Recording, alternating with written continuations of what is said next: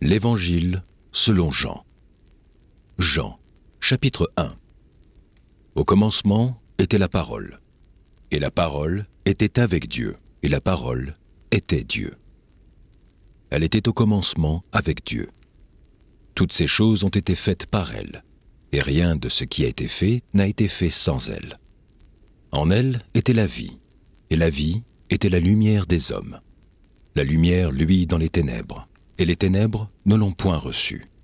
Il y eut un homme envoyé de Dieu. Son nom était Jean. Il vint pour servir de témoin, pour rendre témoignage à la lumière, afin que tous crussent par lui. Il n'était pas la lumière, mais il parut pour rendre témoignage à la lumière. Cette lumière était la véritable lumière, qui, en venant dans le monde, éclaire tout homme. Elle était dans le monde, et le monde a été fait par elle, et le monde ne l'a point connue. Elle est venue chez les siens, et les siens ne l'ont point reçue. Mais à tous ceux qui l'ont reçue, à ceux qui croient en son nom, elle a donné le pouvoir de devenir enfants de Dieu, lesquels sont nés, non du sang, ni de la volonté de la chair, ni de la volonté de l'homme, mais de Dieu. Et la parole a été faite chair, et elle a habité parmi nous, pleine de grâce et de vérité. Et nous avons contemplé sa gloire, une gloire comme la gloire du Fils unique venu du Père. Jean lui a rendu témoignage, et s'est écrié : c'est celui dont j'ai dit, celui qui vient après moi m'a précédé, car il était avant moi. Et nous avons tous reçu de sa plénitude, et grâce pour grâce, car la loi a été donnée par Moïse. La grâce et la vérité sont venues par Jésus-Christ. Personne n'a jamais vu Dieu.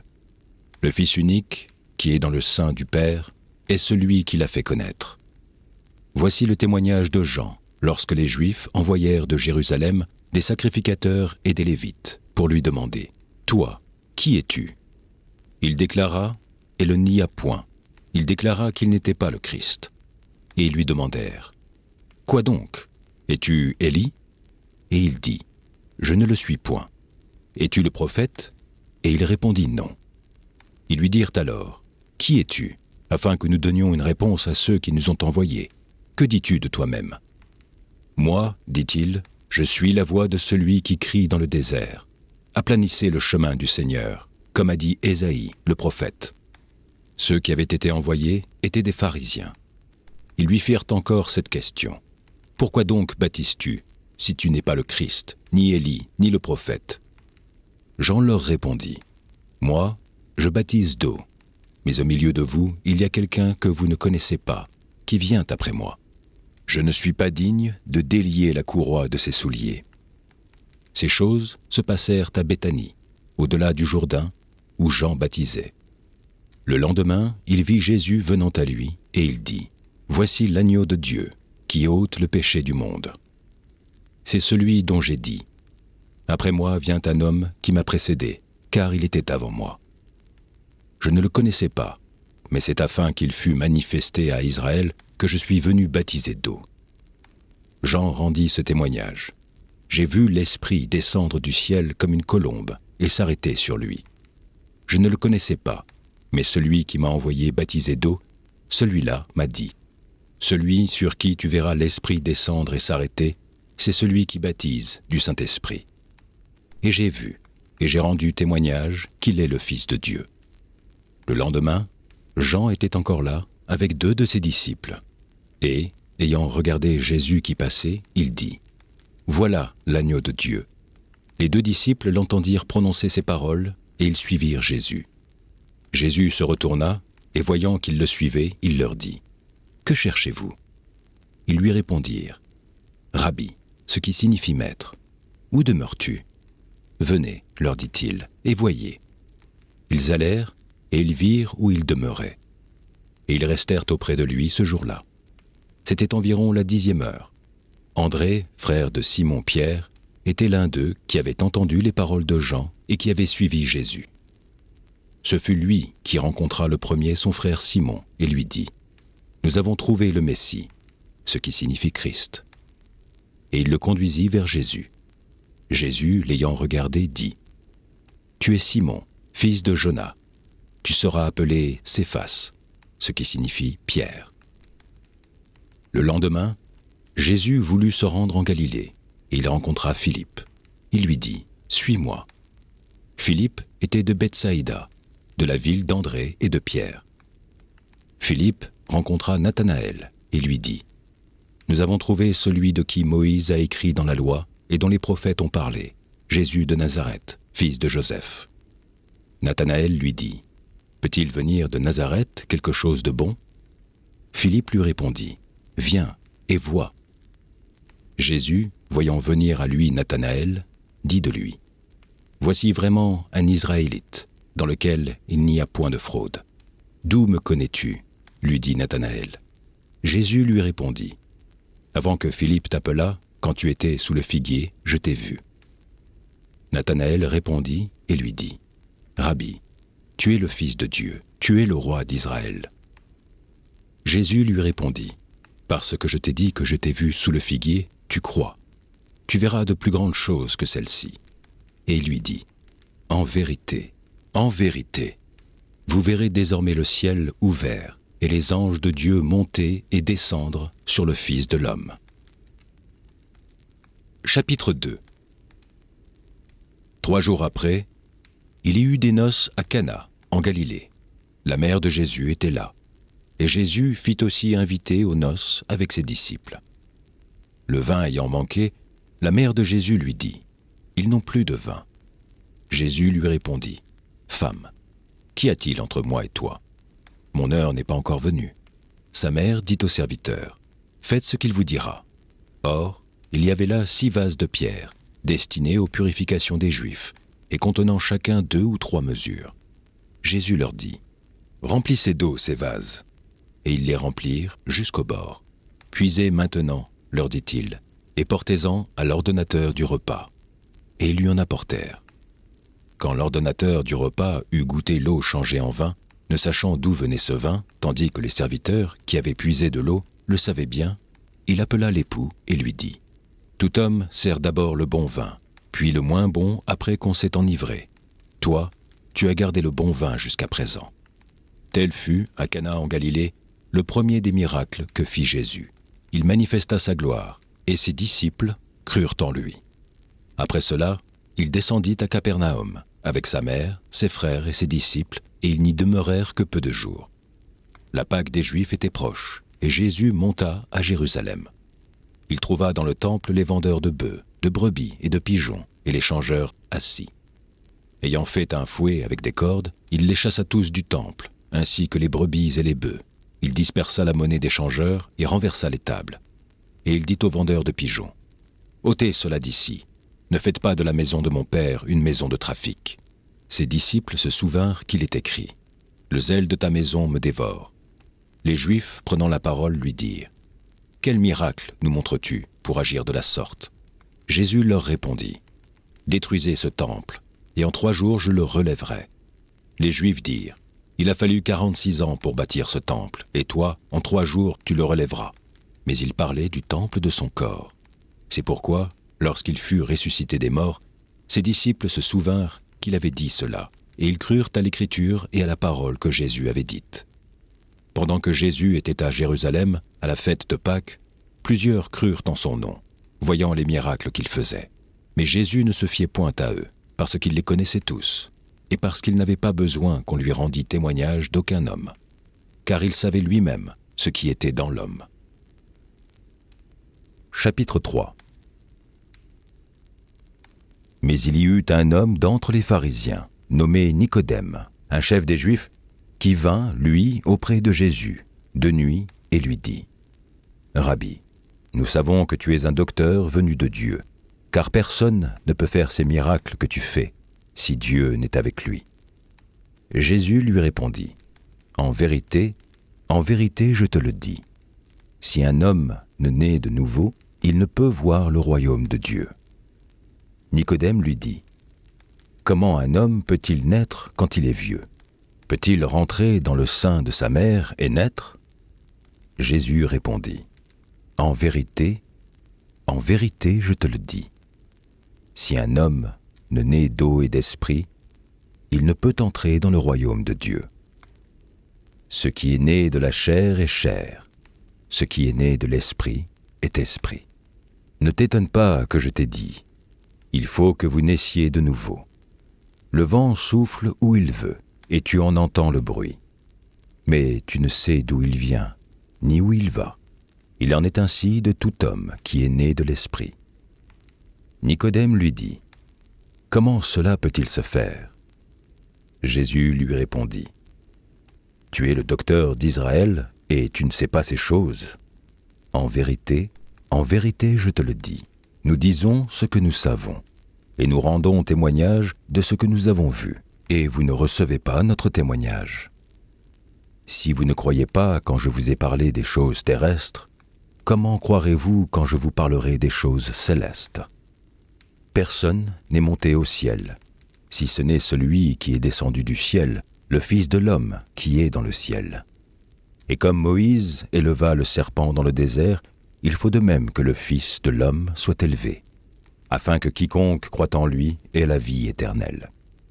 Car Dieu a tant aimé le monde qu'il a donné son Fils unique, afin que quiconque croit en lui ne périsse point, mais qu'il ait la vie éternelle.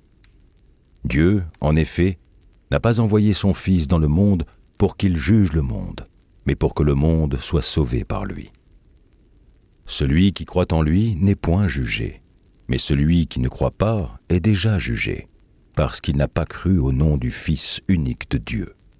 Et ce jugement, c'est que, la lumière étant venue dans le monde, les hommes ont préféré les ténèbres à la lumière, parce que leurs œuvres étaient mauvaises. Car quiconque fait le mal est la lumière, et ne vient point à la lumière, de peur que ses œuvres ne soient dévoilées. Mais celui qui agit selon la vérité vient à la lumière, afin que ses œuvres soient manifestées, parce qu'elles sont faites en Dieu. Après cela, Jésus, accompagné de ses disciples, se rendit dans la terre de Judée, et là, il demeurait avec eux, et il baptisait. Jean aussi baptisait à Hénon, près de Salim, parce qu'il y avait là beaucoup d'eau, et on y venait pour être baptisé, car Jean n'avait pas encore été mis en prison. Or, il s'éleva de la part des disciples de Jean une dispute avec un juif touchant la purification. Ils vinrent trouver Jean et lui dirent, « Rabbi, celui qui était avec toi au-delà du Jourdain et à qui tu as rendu témoignage, voici, il baptise et tous vont à lui. » Jean répondit, « Un homme ne peut recevoir que ce qui lui a été donné du ciel. Vous-même m'êtes témoin que j'ai dit, je ne suis pas le Christ, mais j'ai été envoyé devant lui. Celui à qui appartient l'épouse, c'est l'époux.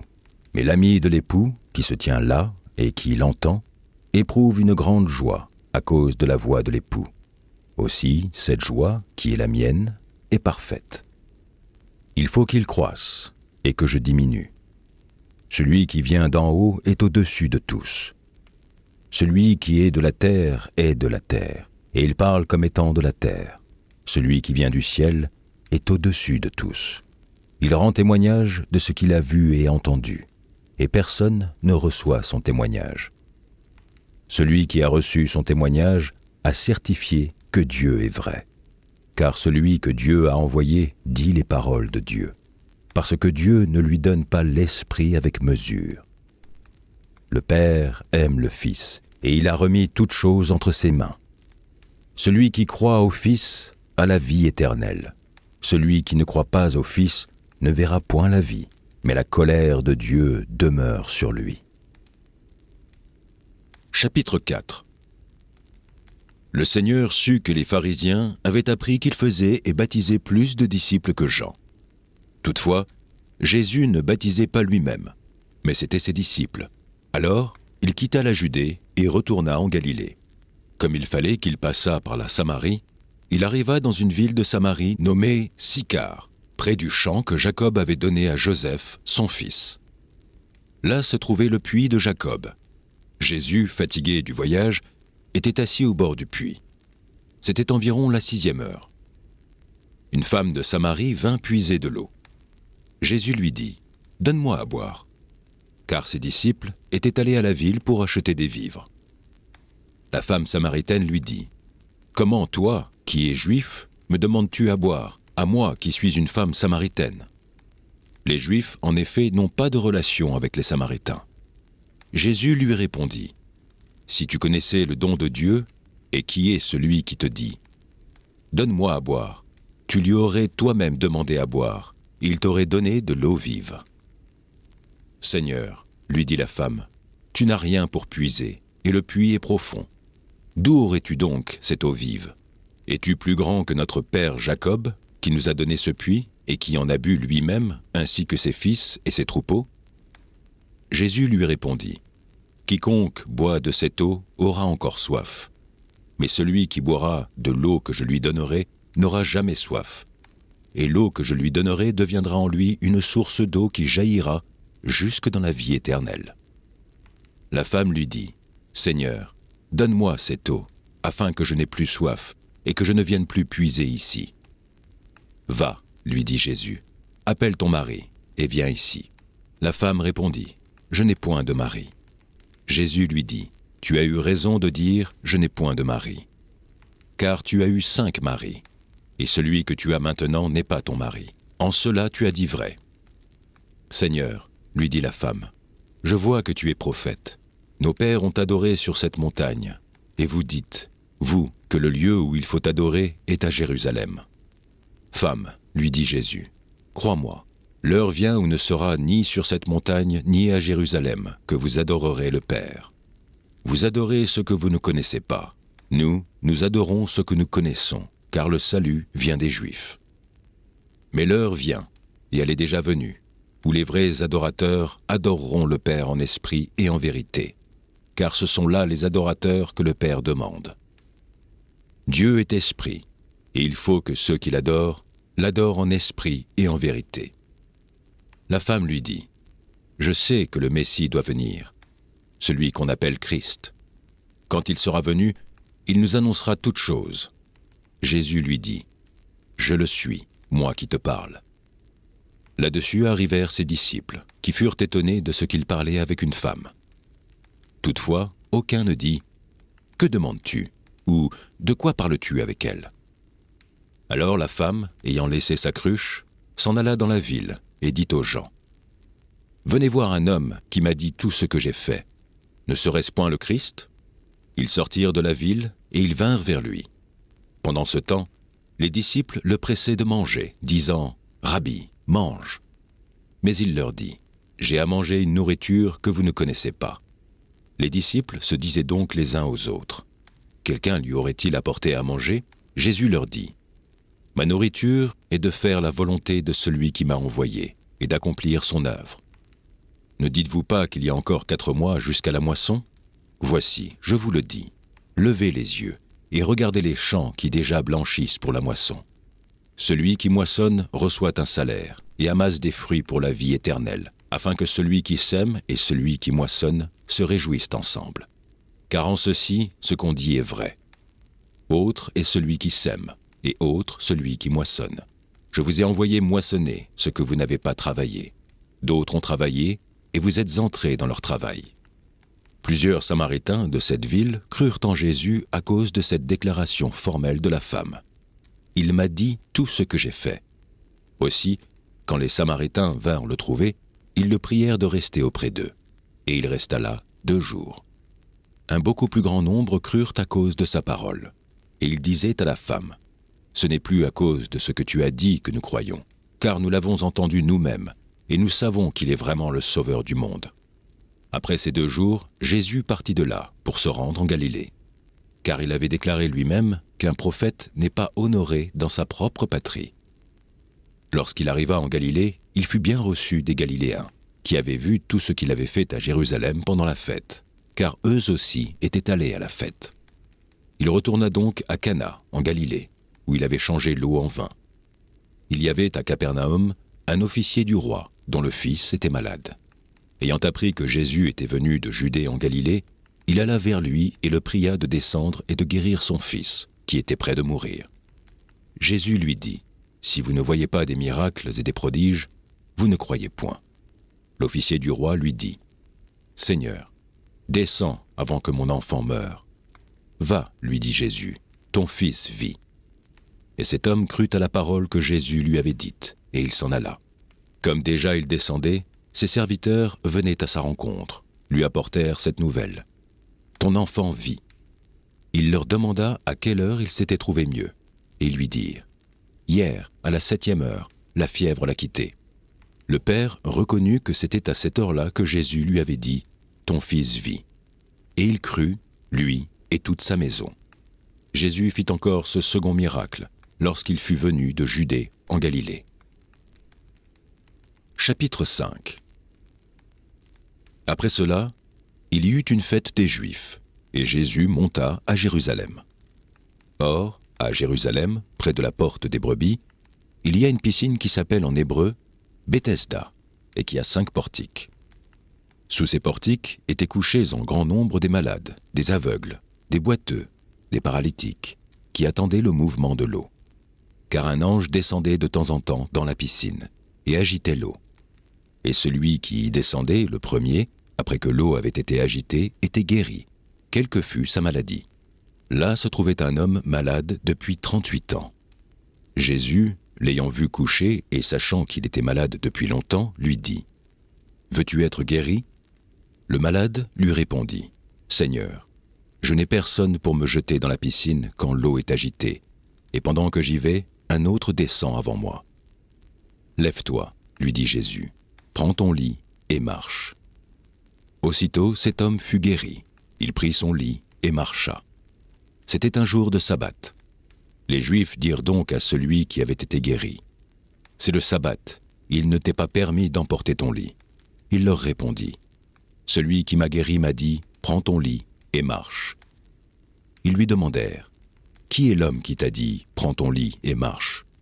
Mais celui qui avait été guéri ne savait pas qui c'était, car Jésus avait disparu de la foule qui était en ce lieu. Depuis, Jésus le trouva dans le temple et lui dit, « Voici, tu as été guéri, ne pêche plus, de peur qu'il ne t'arrive quelque chose de pire. » Cet homme s'en alla et annonça aux Juifs que c'était Jésus qui l'avait guéri. C'est pourquoi les Juifs poursuivaient Jésus, parce qu'il faisait ces choses le jour du sabbat. Mais Jésus leur répondit, « Mon Père agit jusqu'à présent, moi aussi j'agis. » À cause de cela, les Juifs cherchaient encore plus à le faire mourir, non seulement parce qu'il violait le sabbat, mais parce qu'il appelait Dieu son propre Père, se faisant lui-même égal à Dieu. Jésus reprit donc la parole et leur dit, « En vérité, je vous le dis, le Fils ne peut rien faire de lui-même. Il ne fait que ce qu'il voit faire au Père. Et tout ce que le Père fait, le Fils aussi le fait pareillement. Car le Père aime le Fils et lui montre tout ce qu'il fait. Et il lui montrera des œuvres plus grandes que celles-ci, afin que vous soyez dans l'étonnement. Car comme le Père ressuscite les morts et donne la vie, ainsi le Fils donne la vie à qui il veut. Le Père ne juge personne, mais il a remis tout jugement au Fils, afin que tous honorent le Fils comme ils honorent le Père. Celui qui n'honore pas le Fils n'honore pas le Père qui l'a envoyé. En vérité, je vous le dis, celui qui écoute ma parole et qui croit à celui qui m'a envoyé a la vie éternelle et ne vient point en jugement, mais il est passé de la mort à la vie. En vérité, je vous le dis, l'heure vient, et elle est déjà venue, où les morts entendront la voix du Fils de Dieu, et ceux qui l'auront entendu vivront. Car comme le Père a la vie en lui-même, ainsi il a donné au Fils d'avoir la vie en lui-même. Et il lui a donné le pouvoir de juger, parce qu'il est le Fils de l'homme. Ne vous étonnez pas de cela, car l'heure vient où tous ceux qui sont dans les sépulcres entendront sa voix et en sortiront. Ceux qui auront fait le bien ressusciteront pour la vie, mais ceux qui auront fait le mal ressusciteront pour le jugement. Je ne puis rien faire de moi-même. Selon que j'entends, je juge. Et mon jugement est juste, parce que je ne cherche pas ma volonté, mais la volonté de celui qui m'a envoyé. Si c'est moi qui rends témoignage de moi-même, mon témoignage n'est pas vrai. Il y en a un autre qui rend témoignage de moi, et je sais que le témoignage qu'il rend de moi est vrai. Vous avez envoyé vers Jean, et il a rendu témoignage à la vérité.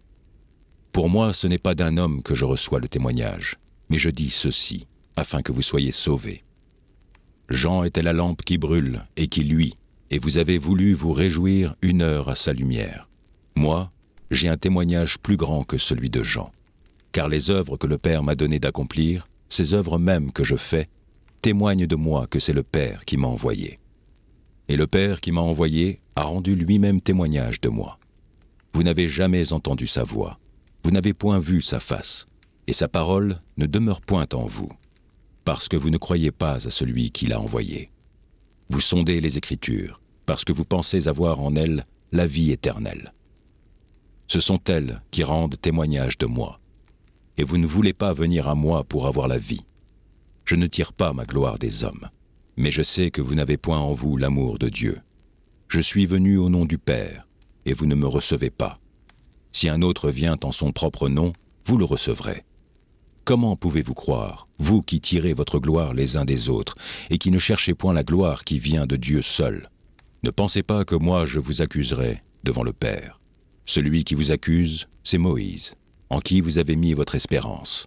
Car si vous croyez Moïse, vous me croiriez aussi, parce qu'il a écrit de moi.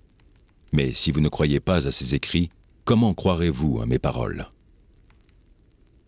Chapitre 6.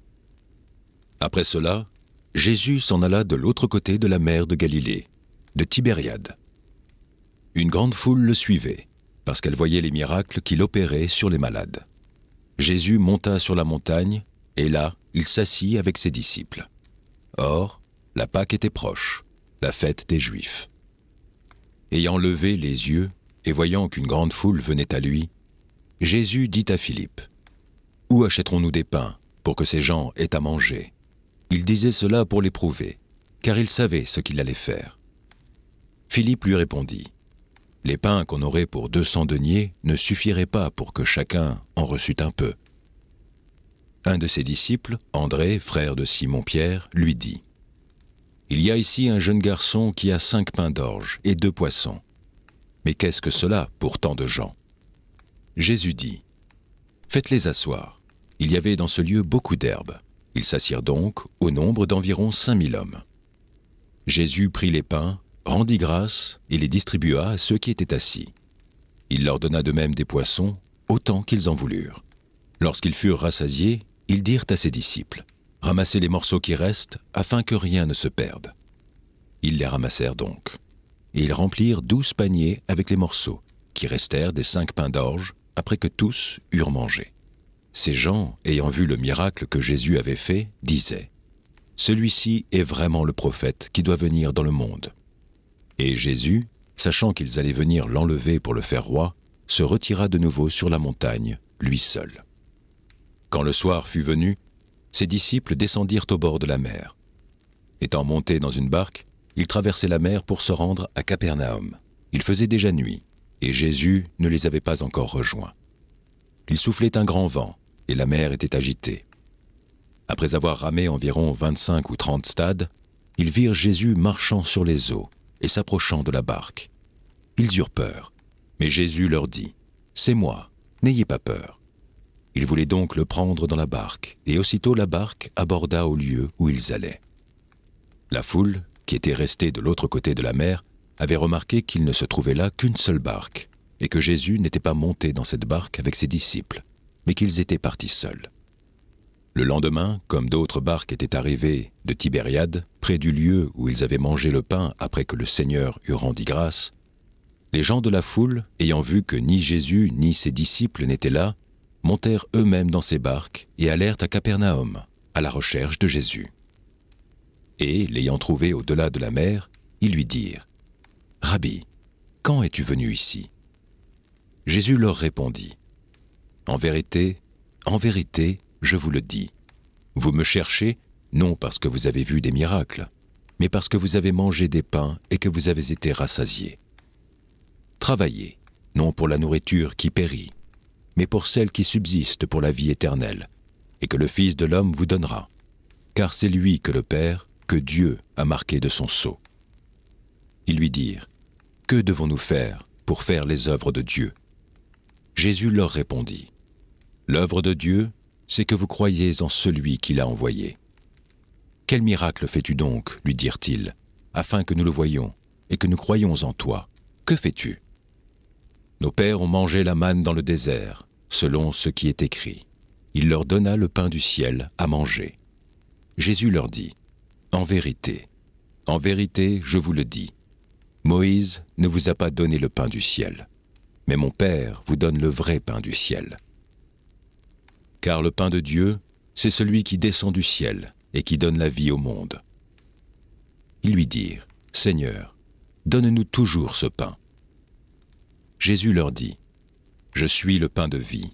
Celui qui vient à moi n'aura jamais faim, et celui qui croit en moi n'aura jamais soif. Mais je vous l'ai dit, vous m'avez vu, et vous ne croyez point. Tous ceux que le Père me donne viendront à moi, et je ne mettrai pas dehors celui qui vient à moi, car je suis descendu du ciel pour faire non ma volonté, mais la volonté de celui qui m'a envoyé. Or, la volonté de celui qui m'a envoyé, c'est que je ne perde rien de tout ce qu'il m'a donné, mais que je le ressuscite au dernier jour. La volonté de mon Père, c'est que quiconque voit le Fils et croit en lui ait la vie éternelle, et je le ressusciterai au dernier jour. » Les Juifs murmuraient à son sujet, parce qu'il l'avait dit. « Je suis le pain qui est descendu du ciel. » Et ils disaient, « N'est-ce pas là Jésus, le fils de Joseph, celui dont nous connaissons le Père et la Mère? Comment donc dit-il, « Je suis descendu du ciel » ?» Jésus leur répondit, « Ne murmurez pas entre vous. Nul ne peut venir à moi si le Père qui m'a envoyé ne l'attire, et je le ressusciterai au dernier jour. Il est écrit dans les prophètes, ils seront tous enseignés de Dieu. Ainsi, quiconque a entendu le Père et a reçu son enseignement vient à moi. C'est que nul n'a vu le Père, sinon celui qui vient de Dieu, celui-là a vu le Père. En vérité, je vous le dis, celui qui croit en moi a la vie éternelle. Je suis le pain de vie. Vos pères ont mangé la manne dans le désert, et ils sont morts. C'est ici le pain qui descend du ciel, afin que celui qui en mange ne meure point. Je suis le pain vivant qui est descendu du ciel. Si quelqu'un mange de ce pain, il vivra éternellement, et le pain que je donnerai, c'est ma chair, que je donnerai pour la vie du monde. » Là-dessus, les Juifs disputaient entre eux, disant, « Comment peut-il nous donner sa chair à manger ?» Jésus leur dit, « en vérité, je vous le dis, si vous ne mangez pas la chair du Fils de l'homme, si vous ne buvez pas son sang, vous n'avez point la vie en vous-même. Celui qui mange ma chair et qui boit mon sang a la vie éternelle, et je le ressusciterai au dernier jour. Car ma chair est vraiment une nourriture, et mon sang est vraiment un breuvage. Celui qui mange ma chair et qui boit mon sang demeure en moi, et je demeure en lui. Comme le Père qui est vivant m'a envoyé, et que je vis par le Père, ainsi celui qui me mange vivra par moi. C'est ici le pain qui est descendu du ciel. Il n'en est pas comme de vos pères qui ont mangé la manne et qui sont morts. Celui qui mange ce pain vivra éternellement. » Jésus dit ces choses dans la synagogue, enseignant à Capernaum.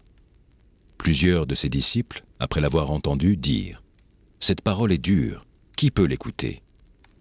Jésus, sachant en lui-même que ses disciples murmuraient à ce sujet, leur dit, « Cela vous scandalise-t-il ? Et si vous voyez le Fils de l'homme monter où il était auparavant? C'est l'Esprit qui vivifie, la chair ne sert de rien. Les paroles que je vous ai dites sont esprit et vie. Mais il en est parmi vous quelques-uns qui ne croient point. Car Jésus savait dès le commencement qui étaient ceux qui ne croyaient point, et qui était celui qui le livrerait. Et il ajouta, « C'est pourquoi je vous ai dit que nul ne peut venir à moi, si cela ne lui a été donné par le Père. » Dès ce moment, plusieurs de ses disciples se retirèrent et n'allaient plus avec lui. Jésus donc dit aux 12, « Et vous, ne voulez-vous pas aussi vous en aller ?» Simon-Pierre lui répondit, « Seigneur, à qui irions-nous? Tu as les paroles de la vie éternelle. Et nous avons cru et nous avons connu que tu es le Christ, le Saint de Dieu. » Jésus leur répondit, « N'est-ce pas moi qui vous ai choisis, vous, les 12? Et l'un de vous est un démon. » Il parlait de Judas Iscario, fils de Simon, car c'était lui qui devait le livrer, lui, l'un des 12. Chapitre 7. Après cela, Jésus parcourait la Galilée, car il ne voulait pas séjourner en Judée, parce que les Juifs cherchaient à le faire mourir. Or, la fête des Juifs, la fête des tabernacles, était proche. Et ses frères lui dirent, « Pars d'ici et va en Judée, afin que tes disciples voient aussi les œuvres que tu fais. Personne n'agit en secret lorsqu'il désire paraître. Si tu fais ces choses, montre-toi toi-même au monde. » Car ses frères non plus ne croyaient pas en lui. Jésus leur dit, « Mon temps n'est pas encore venu, mais votre temps est toujours prêt. Le monde ne peut vous haïr. Moi, il me hait, parce que je rends de lui le témoignage que ses œuvres sont mauvaises. Montez, vous, à cette fête. Pour moi, je n'y monte point, parce que mon temps n'est pas encore accompli. » Après leur avoir dit cela, il resta en Galilée. Lorsque ses frères furent montés à la fête, il y monta aussi lui-même, non publiquement, mais comme en secret. Les Juifs le cherchaient pendant la fête et disaient « Où est-il » Il y avait dans la foule grande rumeur à son sujet. Les uns disaient « C'est un homme de bien », d'autres disaient « Non, il égare la multitude ». Personne, toutefois, ne parlait librement de lui, par crainte des Juifs. Vers le milieu de la fête, Jésus monta au temple, et il enseignait. Les Juifs s'étonnaient, disant « Comment connaît-il les Écritures, lui qui n'a point étudié ?» Jésus leur répondit « Ma doctrine n'est pas de moi, mais de celui qui m'a envoyé. Si quelqu'un peut faire sa volonté, il connaîtra si ma doctrine est de Dieu, ou si je parle de mon chef. Celui qui parle de son chef cherche sa propre gloire, mais celui qui cherche la gloire de celui qui l'a envoyé, celui-là est vrai, et il n'y a point d'injustice en lui. Moïse ne vous a-t-il pas donné la loi? Et nul de vous n'observe la loi. Pourquoi cherchez-vous à me faire mourir ?» La foule répondit, « Tu es un démon. Qui est-ce qui cherche à te faire mourir ?» Jésus leur répondit, « J'ai fait une œuvre, et vous en êtes tous étonnés. Moïse vous a donné la circoncision. Non qu'elle vienne de Moïse, car elle vient des patriarches, et vous circoncisez un homme le jour du sabbat. Si un homme reçoit la circoncision le jour du sabbat, afin que la loi de Moïse ne soit pas violée, pourquoi vous irritez-vous contre moi de ce que j'ai guéri un homme tout entier le jour du sabbat? Ne jugez pas selon l'apparence, mais jugez selon la justice. » Quelques habitants de Jérusalem disaient, « N'est-ce pas là celui qu'ils cherchent à faire mourir? Et voici, il parle librement, et ils ne lui disent rien. Est-ce que vraiment les chefs auraient reconnu qu'il est le Christ? Cependant, celui-ci, nous savons d'où il est. Mais le Christ, quand il viendra, personne ne saura d'où il est. » Et Jésus, enseignant dans le temple, s'écria, « Vous me connaissez, et vous savez d'où je suis. Je ne suis pas venu de moi-même, mais celui qui m'a envoyé est vrai, et vous ne le connaissez pas. Moi, je le connais, car je viens de lui, et c'est lui qui m'a envoyé. » Il cherchait donc à se saisir de lui, et personne ne mit la main sur lui, parce que son heure n'était pas encore venue. Plusieurs parmi la foule crurent en lui, et ils disaient, « Le Christ, quand il viendra, fera-t-il plus de miracles que n'en a fait celui-ci » Les pharisiens entendirent la foule murmurant de lui ces choses. Alors les principaux sacrificateurs et les pharisiens envoyèrent des huissiers pour le saisir. Jésus dit, « Je suis encore avec vous pour un peu de temps, puis je m'en vais vers celui qui m'a envoyé. Vous me chercherez, et vous ne me trouverez pas, et vous ne pouvez pas venir où je serai. » Sur quoi, les Juifs dirent entre eux, « Où ira-t-il, que nous ne le trouvions pas? Ira-t-il parmi ceux qui sont dispersés chez les Grecs, et enseignera-t-il les Grecs? Que signifie cette parole qu'il a dite? Vous me chercherez, et vous ne me trouverez pas, et vous ne pourrez pas venir où je serai. » Le dernier jour, le grand jour de fête, Jésus, se tenant debout, s'écria, « Si quelqu'un a soif, qu'il vienne à moi, et qu'il boive. Celui qui croit en moi, des fleuves d'eau vive couleront de son sein, comme dit l'Écriture. » Il dit cela de l'Esprit qui devait recevoir ceux qui croyaient en lui. Car l'Esprit n'était pas encore, parce que Jésus n'avait pas encore été glorifié. Des gens de la foule, ayant entendu ces paroles, disaient, « Celui-ci est vraiment le prophète. » D'autres disaient, « C'est le Christ. » Et d'autres disaient, « Est-ce bien de la Galilée que doit venir le Christ ?» L'Écriture ne dit-elle pas que c'est de la prospérité de David et du village de Bethléem, où était David, que le Christ doit venir? Il y eut donc, à cause de lui, division parmi la foule. Quelques-uns d'entre eux voulaient le saisir, mais personne ne mit la main sur lui. Ainsi, les huissiers retournèrent vers les principaux sacrificateurs et les pharisiens. Et ceux-ci leur dirent, « Pourquoi ne l'avez-vous pas amené ?» Les huissiers répondirent, « Jamais homme n'a parlé comme cet homme. » Les pharisiens lui répliquèrent, « Est-ce que vous aussi, vous avez été séduits? Y a-t-il quelqu'un des chefs ou des pharisiens qui ait cru en lui? Mais cette foule qui ne connaît pas la loi, ce sont des maudits. » Nicodème, qui était venu de nuit vers Jésus et qui était l'un d'entre eux, leur dit, « Notre loi condamne-t-elle un homme avant qu'on l'entende et qu'on sache ce qu'il a fait ?» Ils lui répondirent, « Es-tu aussi galiléen? Examine, et tu verras que de la Galilée, il ne sort point de prophète. » Et chacun s'en retourna dans sa maison. Chapitre 8. Jésus se rendit à la montagne des Oliviers. Mais, dès le matin, il alla de nouveau dans le temple, et tout le peuple vint à lui. S'étant assis, il les enseignait. Alors les scribes et les pharisiens amenèrent une femme surprise en adultère, et la plaçant au milieu du peuple, ils dirent à Jésus, « Maître, cette femme a été surprise en flagrant délit d'adultère. Moïse, dans la loi, nous a ordonné de lapider de telles femmes. Toi donc, que dis-tu » Il disait cela pour l'éprouver, afin de pouvoir l'accuser. Mais Jésus, s'étant baissé, écrivait avec le doigt sur la terre. Comme il continuait à l'interroger, il se releva et leur dit, « Que celui de vous qui est sans péché jette le premier la pierre contre elle. » Et s'étant de nouveau baissé, il écrivait sur la terre. Quand ils entendirent cela, accusés par leur conscience, ils se retirèrent un à un, depuis les plus âgés jusqu'au dernier. Et Jésus resta seul avec la femme qui était là au milieu.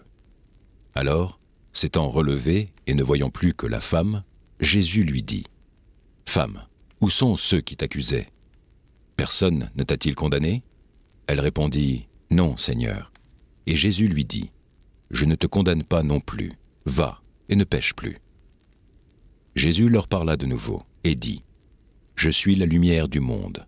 Celui qui me suit ne marchera pas dans les ténèbres, mais il aura la lumière de la vie. » Là-dessus, les pharisiens lui dirent, « Tu rends témoignage de toi-même, ton témoignage n'est pas vrai. » Jésus leur répondit, « Quoique je rende témoignage de moi-même, mon témoignage est vrai, car je suis d'où je suis venu, et je vais, mais vous, vous ne savez d'où je viens, ni où je vais. Vous jugez selon la chair, moi, je ne juge personne. Et si je juge, mon jugement est vrai, car je ne suis pas seul, mais le Père qui m'a envoyé est avec moi. Il est écrit dans votre loi que le témoignage de 2 hommes est vrai. Je rends témoignage de moi-même, et le Père qui m'a envoyé rend témoignage de moi. » Et ils lui dirent donc, « Où est ton Père ?» Jésus répondit, « Vous ne connaissez ni moi ni mon Père. Si vous me connaissiez, vous connaîtriez aussi mon Père. » Jésus dit ces paroles, enseignant dans le temple, au lieu où était le trésor. Et personne ne le saisit, parce que son heure n'était pas encore venue. Jésus leur dit encore, « Je m'en vais, et vous me chercherez, et vous mourrez dans votre péché. Vous ne pouvez venir où je vais. » Sur quoi, les Juifs dirent, « Se tuera-t-il lui-même, puisqu'il dit, « Vous ne pouvez pas venir où je vais ?» Et il leur dit, « Vous êtes d'en bas, moi, je suis d'en haut. Vous êtes de ce monde, moi, je ne suis pas de ce monde. C'est pourquoi je vous ai dit que vous mourrez dans vos péchés, car si vous ne croyez pas ce que je suis, vous mourrez dans vos péchés. » « Qui es-tu » lui dirent-ils. Jésus répondit, « Ce que je vous dis dès le commencement. J'ai beaucoup de choses à dire de vous et à juger en vous, mais celui qui m'a envoyé est vrai, et ce que j'ai entendu de lui, je le dis au monde. » Ils ne comprirent point qu'il leur parlait du Père. Jésus donc leur dit, « Quand vous aurez élevé le Fils de l'homme, alors vous connaîtrez ce que je suis, et que je ne fais rien de moi-même, mais que je parle selon ce que le Père m'a enseigné. Celui qui m'a envoyé est avec moi. Il ne m'a pas laissé seul, parce que je fais toujours ce qui lui est agréable. » Comme Jésus parlait ainsi, plusieurs crurent en lui. Et il dit aux Juifs qui avaient cru en lui, « Si vous demeurez dans ma parole, vous êtes vraiment mes disciples. Vous connaîtrez la vérité, et la vérité vous affranchira. » Ils lui répondirent, « Nous sommes la postérité d'Abraham, et nous ne fûmes jamais esclaves de personne. Comment dis-tu, vous deviendrez libres ? En vérité, je vous le dis, » leur répliqua Jésus. « Quiconque se livre au péché est esclave du péché. Or, l'esclave ne demeure pas toujours dans la maison. Le Fils y demeure toujours. Si donc le Fils vous affranchit, vous serez réellement libres. Je sais que vous êtes la postérité d'Abraham, mais vous cherchez à me faire mourir, parce que ma parole ne pénètre pas en vous. Je dis ce que j'ai vu chez mon Père, et vous, vous faites ce que vous avez entendu de la part de votre Père. » Ils lui répondirent, « Notre Père, c'est Abraham. » Jésus leur dit, « Si vous étiez enfants d'Abraham, vous feriez les œuvres d'Abraham. Mais maintenant, vous cherchez à me faire mourir, moi qui vous ai dit la vérité que j'ai entendue de Dieu. Cela, Abraham ne l'a point fait. Vous faites les œuvres de votre Père. » Ils lui dirent, « Nous ne sommes pas des enfants illégitimes. Nous avons un seul Père, Dieu. » Jésus leur dit, « Si Dieu était votre Père, vous m'aimeriez, car c'est de Dieu que je suis sorti et que je viens. Je ne suis pas venu de moi-même, mais c'est lui qui m'a envoyé. Pourquoi ne comprenez-vous pas mon langage ? Parce que vous ne pouvez écouter ma parole. Vous avez pour père le diable, et vous voulez accomplir les désirs de votre père. Il a été meurtrier dès le commencement, et il ne se tient pas dans la vérité, parce qu'il n'y a pas de vérité en lui. Lorsqu'il profère le mensonge, il parle de son propre fond, car il est menteur et le père du mensonge. Et moi, parce que je dis la vérité, vous ne me croyez pas. Qui de vous me convaincra de péché ? Si je dis la vérité, pourquoi ne me croyez-vous pas ? Celui qui est de Dieu écoute les paroles de Dieu. Vous n'écoutez pas, parce que vous n'êtes pas de Dieu. » Les Juifs lui répondirent, « N'avons-nous pas raison de dire que tu es un Samaritain et que tu es un démon ?» Jésus répliqua, « Je n'ai point de démon, mais j'honore mon Père, et vous m'outragez. Je ne cherche point ma gloire. Il en est un qui la cherche et qui juge. En vérité, je vous le dis, si quelqu'un garde ma parole, il ne verra jamais la mort. » Maintenant, lui dirent les Juifs, « Nous connaissons que tu as un démon. Abraham est mort, les prophètes aussi, et tu dis, si quelqu'un garde ma parole, il ne verra jamais la mort. Es-tu plus grand que notre père Abraham, qui est mort ? Les prophètes aussi sont morts. Qui prétends-tu être ? » Jésus répondit, « Si je me glorifie moi-même, ma gloire n'est rien. C'est mon Père qui me glorifie, lui que vous dites être votre Dieu, et que vous ne connaissez pas. Pour moi, je le connais. Et si je disais que je ne le connais pas, je serais semblable à vous, un menteur. Mais je le connais, et je garde sa parole. Abraham, votre père, a tressailli de joie de ce qu'il verrait mon jour. Il l'a vu, et il s'est réjoui. » Les Juifs lui dirent, « Tu n'as pas encore 50 ans, et tu as vu Abraham. » Jésus leur dit, « En vérité, je vous le dis, avant qu'Abraham fût, je suis. » Là-dessus, ils prirent des pierres pour les jeter contre lui. Mais Jésus se cacha, et il sortit du temple. Jean, chapitre 9. Jésus vit, en passant, un homme aveugle de naissance. Ses disciples lui firent cette question. « Rabbi, qui a péché, cet homme ou ses parents, pour qu'il soit né aveugle ?» Jésus répondit, « Ce n'est pas que lui ou ses parents aient péché, mais c'est afin que les œuvres de Dieu soient manifestées en lui. Il faut que je fasse, tandis qu'il est jour, les œuvres de celui qui m'a envoyé. La nuit vient, où personne ne peut travailler. Pendant que je suis dans le monde, je suis la lumière du monde. » Après avoir dit cela, il cracha à terre et fit de la boue avec sa salive. Puis il appliqua cette boue sur les yeux de l'aveugle, et il dit, « Va et lave-toi au réservoir de Siloé, nom qui signifie envoyé. » Il y alla, se lava, et s'en retourna voyant clair. Ses voisins et ceux qui auparavant l'avaient connu comme un mendiant disaient, N'est-ce pas celui qui se tenait assis et qui mendiait ? Les uns disaient, c'est lui. D'autres disaient, non, mais il lui ressemble.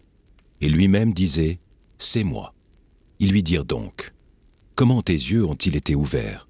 Il répondit, l'homme qu'on appelle Jésus a fait de la boue, a oint mes yeux et m'a dit, va au réservoir de Siloé et lave-toi. J'y suis allé, je me suis lavé et j'ai recouvré la vue. Ils lui dirent, où est cet homme ? Il répondit, je ne sais. Ils menèrent vers les pharisiens celui qui avait été aveugle.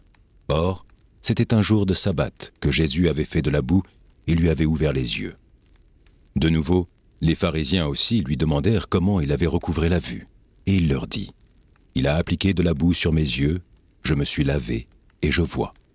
Sur quoi quelques-uns des pharisiens dirent, cet homme ne vient pas de Dieu, car il n'observe pas le sabbat. D'autres dirent, comment un homme pécheur peut-il faire de tels miracles ? Et il y eut division parmi eux. Ils dirent encore à l'aveugle, toi, que dis-tu de lui, sur ce qu'il t'a ouvert les yeux ? Il répondit, c'est un prophète. Les Juifs ne crurent point qu'il eût été aveugle et qu'il eût recouvré la vue jusqu'à ce qu'ils eussent fait venir ses parents. Et ils les interrogèrent, disant, est-ce là votre fils, que vous dites être né aveugle ? Comment donc voit-il maintenant ? Ses parents répondirent, nous savons que c'est notre fils et qu'il est né aveugle. Mais comment il voit maintenant, ou qui lui a ouvert les yeux, c'est ce que nous ne savons. Interrogez-le lui-même. Il a de l'âge, il parlera de ce qui le concerne. Ses parents dirent cela parce qu'ils craignaient les Juifs, car les Juifs étaient déjà convenus que, si quelqu'un reconnaissait Jésus pour le Christ, il serait exclu de la synagogue. C'est pourquoi ses parents dirent, il a de l'âge, interrogez-le lui-même. Les pharisiens appelèrent une seconde fois l'homme qui avait été aveugle, et ils lui dirent, donne gloire à Dieu, nous savons que cet homme est un pécheur. Il répondit, s'il est un pécheur, je ne sais. Je sais une chose, c'est que j'étais aveugle et que maintenant je vois. Ils lui dirent, que t'a-t-il fait ? Comment t'a-t-il ouvert les yeux ? Il leur répondit, je vous l'ai déjà dit, et vous n'avez pas écouté. Pourquoi voulez-vous l'entendre encore ? Voulez-vous aussi devenir ses disciples ? Ils l'injurièrent et dirent, c'est toi qui es son disciple. Nous sommes disciples de Moïse. Nous savons que Dieu a parlé à Moïse, mais celui-ci, nous ne savons d'où il est. Cet homme leur répondit, il est étonnant que vous ne sachiez d'où il est, et cependant, il m'a ouvert les yeux. Nous savons que Dieu n'exauce point les pécheurs, mais si quelqu'un l'honore et fait sa volonté, c'est celui-là qui l'exauce. Jamais on n'a entendu dire que quelqu'un ait ouvert les yeux d'un aveugle-né. Si cet homme ne venait pas de Dieu, il ne pourrait rien faire. Ils lui répondirent, tu es né tout entier dans le péché, et tu nous enseignes. Et ils le chassèrent. Jésus apprit qu'ils l'avaient chassé, et l'ayant rencontré, il lui dit, crois-tu au Fils de Dieu ? Il répondit, et qui est-il, Seigneur, afin que je croie en lui ? Tu l'as vu, lui dit Jésus, et celui qui te parle, c'est lui. Et il dit, je crois, Seigneur, et il se prosterna devant lui. Puis Jésus dit, je suis venu dans ce monde pour un jugement, pour que ceux qui ne voient point voient, et que ceux qui voient deviennent aveugles. Quelques pharisiens qui étaient avec lui, ayant entendu ces paroles, lui dirent, nous aussi, sommes-nous aveugles ? Jésus leur répondit, si vous étiez aveugles, vous n'auriez pas de péché. Mais maintenant vous dites, nous voyons. C'est pour cela que votre péché subsiste. Chapitre 10. En vérité, je vous le dis, celui qui n'entre pas par la porte dans la bergerie, mais qui y monte par ailleurs, est un voleur et un brigand. Mais celui qui entre par la porte est le berger des brebis. Le portier lui ouvre, et les brebis entendent sa voix. Il appelle par leur nom les brebis qui lui appartiennent, et il les conduit dehors.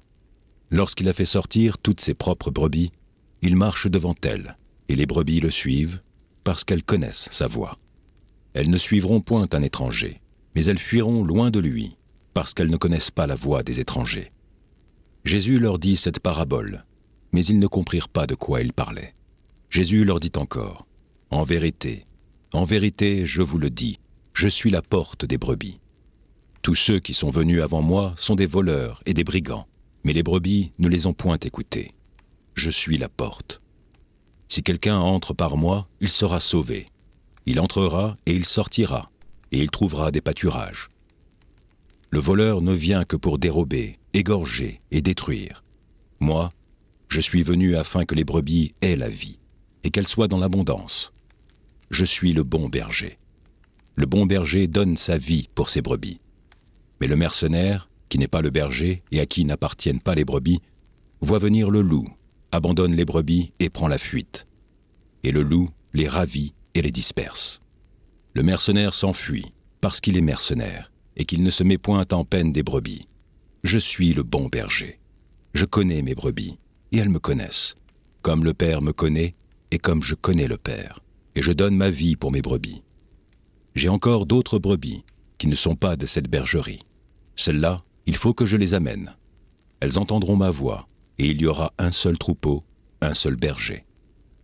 Le Père m'aime parce que je donne ma vie afin de la reprendre. Personne ne me l'ôte, mais je la donne de moi-même. J'ai le pouvoir de la donner, et j'ai le pouvoir de la reprendre. Tel est l'ordre que j'ai reçu de mon Père. Il y eut de nouveau, à cause de ces paroles, division parmi les Juifs. Plusieurs d'entre eux disaient « Il a un démon, il est fou, pourquoi l'écoutez-vous » D'autres disaient « Ce ne sont pas les paroles d'un démoniaque. Un démon peut-il ouvrir les yeux des aveugles ?» On célébrait à Jérusalem la fête de la dédicace. C'était l'hiver. Et Jésus se promenait dans le temple sous le portique de Salomon. Les Juifs l'entourèrent et lui dirent « Jusqu'à quand tiendras-tu notre esprit en suspens ? Si tu es le Christ, dis-le-nous franchement. » Jésus leur répondit « Je vous l'ai dit, et vous ne me croyez pas. Les œuvres que je fais au nom de mon Père rendent témoignage de moi. Mais vous ne croyez pas, parce que vous n'êtes pas de mes brebis. Mes brebis entendent ma voix, je les connais, et elles me suivent. Je leur donne la vie éternelle, et elles ne périront jamais, et personne ne les ravira de ma main. Mon Père, qui me les a donnés, est plus grand que tous, et personne ne peut les ravir de la main de mon Père. Moi et le Père, nous sommes un. » Alors les Juifs prirent de nouveau des pierres pour le lapider. Jésus leur dit, « Je vous ai fait voir plusieurs bonnes œuvres venant de mon Père. Pour laquelle me lapidez-vous » Les Juifs lui répondirent, « Ce n'est point pour une œuvre que nous te lapidons, mais pour un blasphème, et parce que toi, qui es un homme, tu te fais Dieu. » Jésus leur répondit, « N'est-il pas écrit dans votre loi, j'ai dit, vous êtes des dieux ? Si elle a appelé Dieu ceux à qui la parole de Dieu a été adressée, et si l'Écriture ne peut être anéantie, celui que le Père a sanctifié et envoyé dans le monde, vous lui dites, tu blasphèmes, et cela parce que j'ai dit, je suis le Fils de Dieu. Si je ne fais pas les œuvres de mon Père, ne me croyez pas. Mais si je les fais, quand même, vous ne me croyez point. Croyez à ces œuvres, afin que vous sachiez et reconnaissiez que le Père est en moi et que je suis dans le Père. » Là-dessus, ils cherchèrent encore à le saisir, mais il s'échappa de leurs mains. Jésus s'en alla de nouveau au-delà du Jourdain, dans le lieu où Jean avait d'abord baptisé, et il y demeura. Beaucoup de gens vinrent à lui, et ils disaient, « Jean n'a fait aucun miracle, mais tout ce que Jean a dit de cet homme était vrai. » Et, dans ce lieu-là, plusieurs crurent en lui. Chapitre 11. Il y avait là un homme malade, Lazare, de Béthanie, village de Marie et de Marthe, sa sœur. C'était cette Marie qui oignit de parfum le Seigneur et qui lui essuya les pieds avec ses cheveux. Et c'était son frère Lazare qui était malade. Les sœurs envoyèrent dire à Jésus, « Seigneur, voici, celui que tu aimes est malade. » Après avoir entendu cela, Jésus dit, « Cette maladie n'est point à la mort, mais elle est pour la gloire de Dieu, afin que le Fils de Dieu soit glorifié par elle. » Or, Jésus aimait Marthe, et sa sœur, et Lazare. Lors donc qu'il eut appris que Lazare était malade, il resta 2 jours encore dans le lieu où il était. Et il dit ensuite aux disciples, « Retournons en Judée. » Les disciples lui dirent, « Rabbi, les Juifs tout récemment cherchaient à te lapider, et tu retournes en Judée. » Jésus répondit, « N'y a-t-il pas 12 heures au jour ? Si quelqu'un marche pendant le jour, il ne bronche point, parce qu'il voit la lumière de ce monde. Mais si quelqu'un marche pendant la nuit, il bronche, parce que la lumière n'est pas en lui. Après ces paroles, il leur dit, « Lazare, notre ami, dort, mais je vais le réveiller. » Les disciples lui dirent, « Seigneur, s'il dort, il sera guéri. » Jésus avait parlé de sa mort, mais ils crurent qu'il parlait de l'assoupissement du sommeil. Alors Jésus leur dit ouvertement, « Lazare est mort. Et à cause de vous, afin que vous croyiez, je me réjouis de ce que je n'étais pas là. Mais allons vers lui. » Sur quoi Thomas, appelé Didyme, dit aux autres disciples, « Allons aussi, afin de mourir avec lui. » Jésus, étant arrivé, trouva que Lazare était déjà depuis 4 jours dans le sépulcre. Et comme Béthanie était près de Jérusalem, à 15 stades environ, beaucoup de Juifs étaient venus vers Marthe et Marie pour les consoler de la mort de leur frère. Lorsque Marthe apprit que Jésus arrivait, elle alla au-devant de lui, tandis que Marie se tenait assise à la maison. Marthe dit à Jésus, « Seigneur, si tu eusses été ici, mon frère ne serait pas mort. Mais maintenant même, je sais que tout ce que tu demanderas à Dieu, Dieu te l'accordera. » Jésus lui dit, « Ton frère ressuscitera. » « Je le sais, » lui répondit Marthe, « qu'il ressuscitera à la résurrection, au dernier jour. » Jésus lui dit, « Je suis la résurrection et la vie. Celui qui croit en moi vivra, quand même il sera mort. Et quiconque vit et croit en moi ne mourra jamais. Crois-tu cela ?» Elle lui dit, « Oui, Seigneur, je crois que tu es le Christ, le Fils de Dieu, qui devait venir dans le monde. » Ayant ainsi parlé, elle s'en alla. Puis elle appela secrètement Marie, sa sœur, et lui dit, « Le Maître est ici, et il te demande. » Dès que Marie eut entendu, elle se leva promptement et alla vers lui. Car Jésus n'était pas encore entré dans le village, mais il était dans le lieu où Marthe l'avait rencontré. Les Juifs, qui étaient avec Marie dans la maison et qui la consolaient, l'ayant vue se lever promptement et sortir, la suivirent, disant, « Elle va au sépulcre pour y pleurer. » Lorsque Marie fut arrivée là où était Jésus et qu'elle le vit, elle tomba à ses pieds et lui dit, « Seigneur, si tu eusses été ici, mon frère ne serait pas mort. » Jésus, la voyant pleurer, elle et les Juifs qui étaient venus avec elle, frémit en son esprit et fut tout ému. Et il dit, « Où l'avez-vous mis ?»« Seigneur, lui répondirent-ils, viens et vois. » Jésus pleura, sur quoi les Juifs dirent, « Voyez comme il l'aimait. » Et quelques-uns d'entre eux dirent, « Lui qui a ouvert les yeux de l'aveugle, ne pouvait-il pas faire aussi que cet homme ne mourût point ?» Jésus, frémissant de nouveau en lui-même, se rendit au sépulcre. C'était une grotte, et une pierre était placée devant. Jésus dit, « Ôtez la pierre. » Marthe, la sœur du mort, lui dit, « Seigneur, il sent déjà, car il y a 4 jours qu'il est là. » Jésus lui dit, « Ne t'ai-je pas dit que, si tu crois, tu verras la gloire de Dieu ?» Ils ôtèrent donc la pierre, et Jésus leva les yeux en haut et dit, « Père, je te rends grâce de ce que tu m'as exaucé. Pour moi, je savais que tu m'exauces toujours, mais j'ai parlé à cause de la foule qui m'entoure, afin qu'ils croient que c'est toi qui m'as envoyé. » Ayant dit cela, il cria d'une voix forte, « Lazare, sors !» Et le mort sortit, les pieds et les mains liés de bandes, et le visage enveloppé d'un linge. Jésus leur dit, « Déliez-le, et laissez-le aller. » Plusieurs des Juifs qui étaient venus vers Marie, et qui virent ce que fit Jésus, crurent en lui. Mais quelques-uns d'entre eux allèrent trouver les pharisiens, et leur dirent ce que Jésus avait fait. Alors les principaux sacrificateurs et les pharisiens assemblèrent le Sanhédrin et dirent, « Que ferons-nous? Car cet homme fait beaucoup de miracles. Si nous le laissons faire, tous croiront en lui, et les Romains viendront détruire et notre ville et notre nation. » L'un d'eux, Caïphe, qui était souverain sacrificateur cette année-là, leur dit, « Vous n'y entendez rien. Vous ne réfléchissez pas qu'il est dans votre intérêt qu'un seul homme meure pour le peuple, et que la nation entière ne périsse pas. » Or, il ne dit pas cela de lui-même. Mais étant souverain sacrificateur cette année-là, il prophétisa que Jésus devait mourir pour la nation. Et ce n'était pas pour la nation seulement, c'était aussi afin de réunir en un seul corps les enfants de Dieu dispersés. Dès ce jour, ils résolurent de le faire mourir.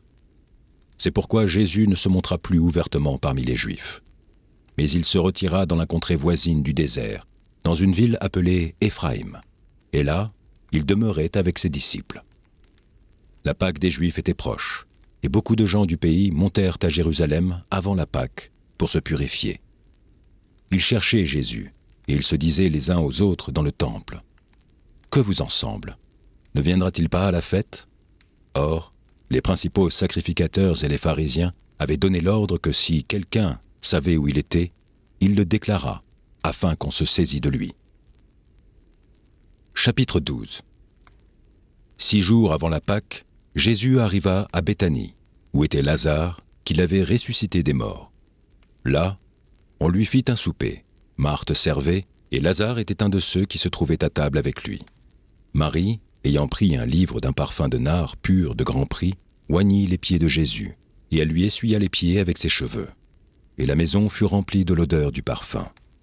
Un de ses disciples, Judas Iscario, fils de Simon, celui qui devait le livrer, dit « Pourquoi n'a-t-on pas vendu ce parfum 300 deniers pour les donner aux pauvres ?» Il disait cela, non qu'il se mît en peine des pauvres, mais parce qu'il était voleur, et que, tenant la bourse, il prenait ce qu'on y mettait. Mais Jésus dit « Laisse-la garder ce parfum pour le jour de ma sépulcre. Vous avez toujours les pauvres avec vous, mais vous ne m'avez pas toujours. » Une grande multitude de Juifs apprirent que Jésus était à Béthanie, et ils y vinrent, non pas seulement à cause de lui, mais aussi pour voir Lazare, qu'il avait ressuscité des morts. Les principaux sacrificateurs délibérèrent de faire mourir aussi Lazare, parce que beaucoup de Juifs se retiraient d'eux à cause de lui, et croyaient en Jésus. Le lendemain, une foule nombreuse de gens venus à la fête, ayant entendu dire que Jésus se rendait à Jérusalem, prirent des branches de palmier et allèrent au-devant de lui, en criant « Hosanna ! Béni soit celui qui vient au nom du Seigneur, le roi d'Israël. » Jésus trouva un ânon et s'assit dessus, selon ce qui est écrit. « Ne crains point, fille de Sion. Voici, ton roi vient, assis sur le petit d'une ânesse. » Ses disciples ne comprirent pas d'abord ces choses. Mais lorsque Jésus eut été glorifié, ils se souvinrent qu'elles étaient écrites de lui, et qu'il les avait été accomplies à son égard. Tous ceux qui étaient avec Jésus, quand il appela Lazare du sépulcre et le ressuscita des morts, lui rendaient témoignage. Et la foule vint au-devant de lui, parce qu'il avait appris qu'il avait fait ce miracle. Les pharisiens se dirent donc les uns aux autres, « Vous voyez que vous ne gagnez rien. Voici, le monde est allé après lui. » Quelques Grecs, du nombre de ceux qui étaient montés pour adorer pendant la fête, s'adressèrent à Philippe, de Bethsaïda, en Galilée, et lui dirent avec instance, « Seigneur, nous voudrions voir Jésus. » Philippe alla le dire à André, puis André et Philippe le dirent à Jésus. Jésus leur répondit, « L'heure est venue où le Fils de l'homme doit être glorifié.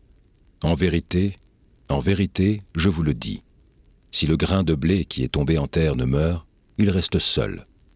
Mais s'il meurt, il porte beaucoup de fruits. Celui qui aime sa vie la perdra, et celui qui hait sa vie dans ce monde la conservera pour la vie éternelle. Si quelqu'un me sert, qu'il me suive. Et là où je suis, là aussi sera mon serviteur. Si quelqu'un me sert, le Père l'honorera. Maintenant, mon âme est troublée. Et que dirai-je? Père, délivre-moi de cette heure, mais c'est pour cela que je suis venu jusqu'à cette heure. Père, glorifie ton nom. Et une voix vint du ciel. Je l'ai glorifié, et je le glorifierai encore.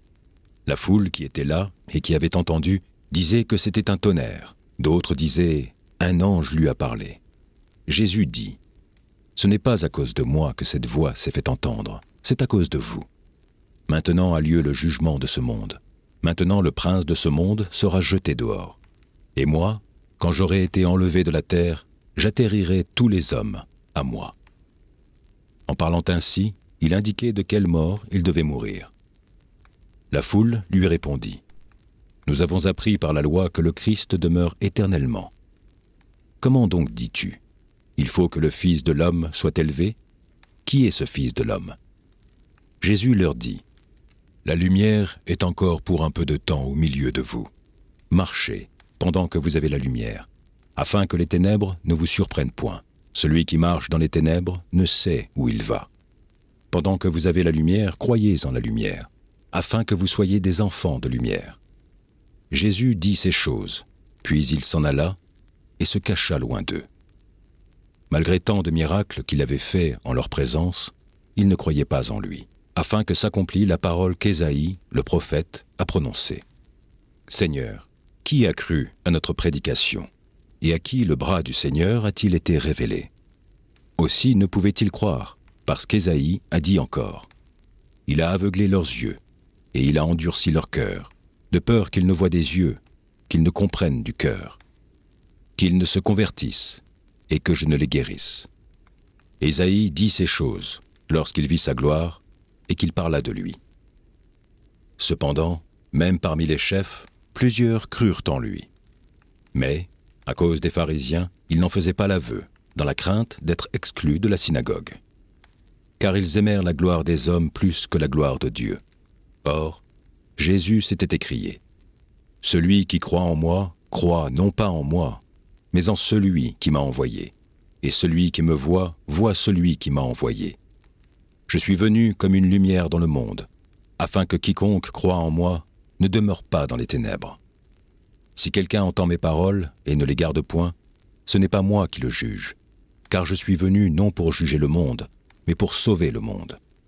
Celui qui me rejette et qui ne reçoit pas mes paroles à son juge, la parole que j'ai annoncée, c'est elle qui le jugera au dernier jour.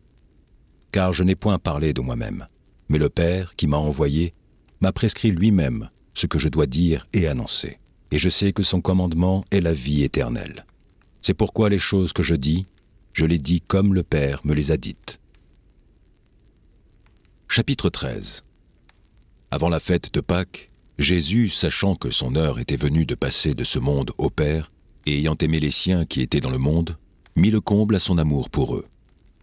Pendant le souper, lorsque le diable avait déjà inspiré au cœur de Judas Iscario, fils de Simon, le dessein de le livrer, Jésus, qui savait que le Père avait remis toutes choses entre ses mains, qu'il était venu de Dieu et qu'il s'en allait à Dieu, se leva de table, ôta ses vêtements et prit un linge dont il se ceignit. Ensuite, il versa de l'eau dans un bassin et il se mit à laver les pieds des disciples et à les essuyer avec le linge dont il était ceint. Il vint donc à Simon-Pierre et Pierre lui dit « Toi, Seigneur, tu me laves les pieds. » Jésus lui répondit « Ce que je fais, tu ne le comprends pas maintenant, mais tu le comprendras bientôt. » Pierre lui dit « Non, jamais tu ne me laveras les pieds. » Jésus lui répondit « Si je ne te lave, tu n'auras point de part avec moi. » Simon-Pierre lui dit « Seigneur, non seulement les pieds, mais encore les mains et la tête. » Jésus lui dit « Celui qui est lavé n'a besoin que de se laver les pieds pour être entièrement pur. Et vous êtes purs, mais non pas tous. » Car il connaissait celui qui le livrait. C'est pourquoi il dit « Vous n'êtes pas tous purs. » Après qu'il leur eut lavé les pieds et qu'il eut pris ses vêtements, il se remit à table et leur dit « Comprenez-vous ce que je vous ai fait? Vous m'appelez Maître et Seigneur, et vous dites bien, car je le suis. Si donc je vous ai lavé les pieds, moi, le Seigneur et le Maître, vous devez aussi vous laver les pieds les uns aux autres. Car je vous ai donné un exemple, afin que vous fassiez comme je vous ai fait. En vérité, je vous le dis, le serviteur n'est pas plus grand que son Seigneur, ni l'apôtre plus grand que celui qui l'a envoyé. Si vous savez ces choses, vous êtes heureux, pourvu que vous les pratiquiez. Ce n'est pas de vous tous que je parle. Je connais ceux que j'ai choisis. Mais il faut que l'Écriture s'accomplisse. Celui qui mange avec moi le pain a levé son talon contre moi. Dès à présent, je vous le dis, avant que la chose arrive, afin que, lorsqu'elle arrivera, vous croyiez à ce que je suis. En vérité, je vous le dis, celui qui reçoit celui que j'ai envoyé me reçoit, et celui qui me reçoit reçoit celui qui m'a envoyé. » Ayant ainsi parlé, Jésus fut troublé en son esprit, et il dit expressément « En vérité, je vous le dis, l'un de vous me livrera. » Les disciples se regardaient les uns les autres, ne sachant de qui ils parlaient. Un des disciples, celui que Jésus aimait, était couché sur le sein de Jésus. Simon-Pierre lui fit signe de demander qui était celui dont parlait Jésus. Et ce disciple, s'étant penché sur la poitrine de Jésus, lui dit « Seigneur, qui est-ce » Jésus répondit « c'est celui à qui je donnerai le morceau trempé. » Et ayant trempé le morceau, il le donna à Judas, fils de Simon l'Iscario. Dès que le morceau fut donné, Satan entra dans Judas. Jésus lui dit, « Ce que tu fais, fais-le promptement. » Mais aucun de ceux qui étaient à table ne comprit pourquoi il lui disait cela. Car quelqu'un pensait que, comme Judas avait la bourse, Jésus voulait lui dire, « Achète ce dont nous avons besoin pour la fête », ou qu'il lui commandait de donner quelque chose aux pauvres. Judas, ayant pris le morceau, se hâta de sortir. Il était nuit. Lorsque Judas fut sorti, Jésus dit, « Maintenant, le Fils de l'homme a été glorifié, et Dieu a été glorifié en lui. Si Dieu a été glorifié en lui, Dieu aussi le glorifiera en lui-même, et le glorifiera bientôt. Mes petits enfants, je suis pour peu de temps encore avec vous.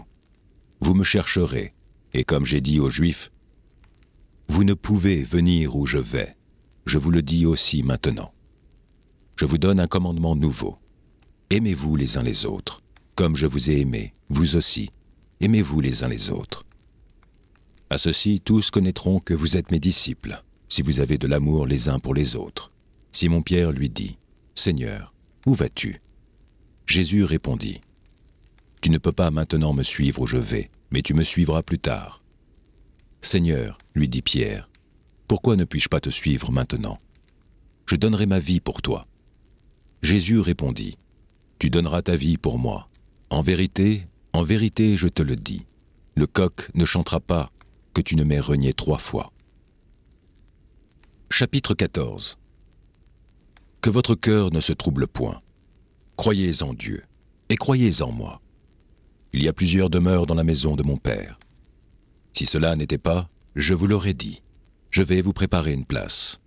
Et lorsque je m'en serai allé, et que je vous aurai préparé une place, je reviendrai, et je vous prendrai avec moi, afin que là où je suis, vous y soyez aussi.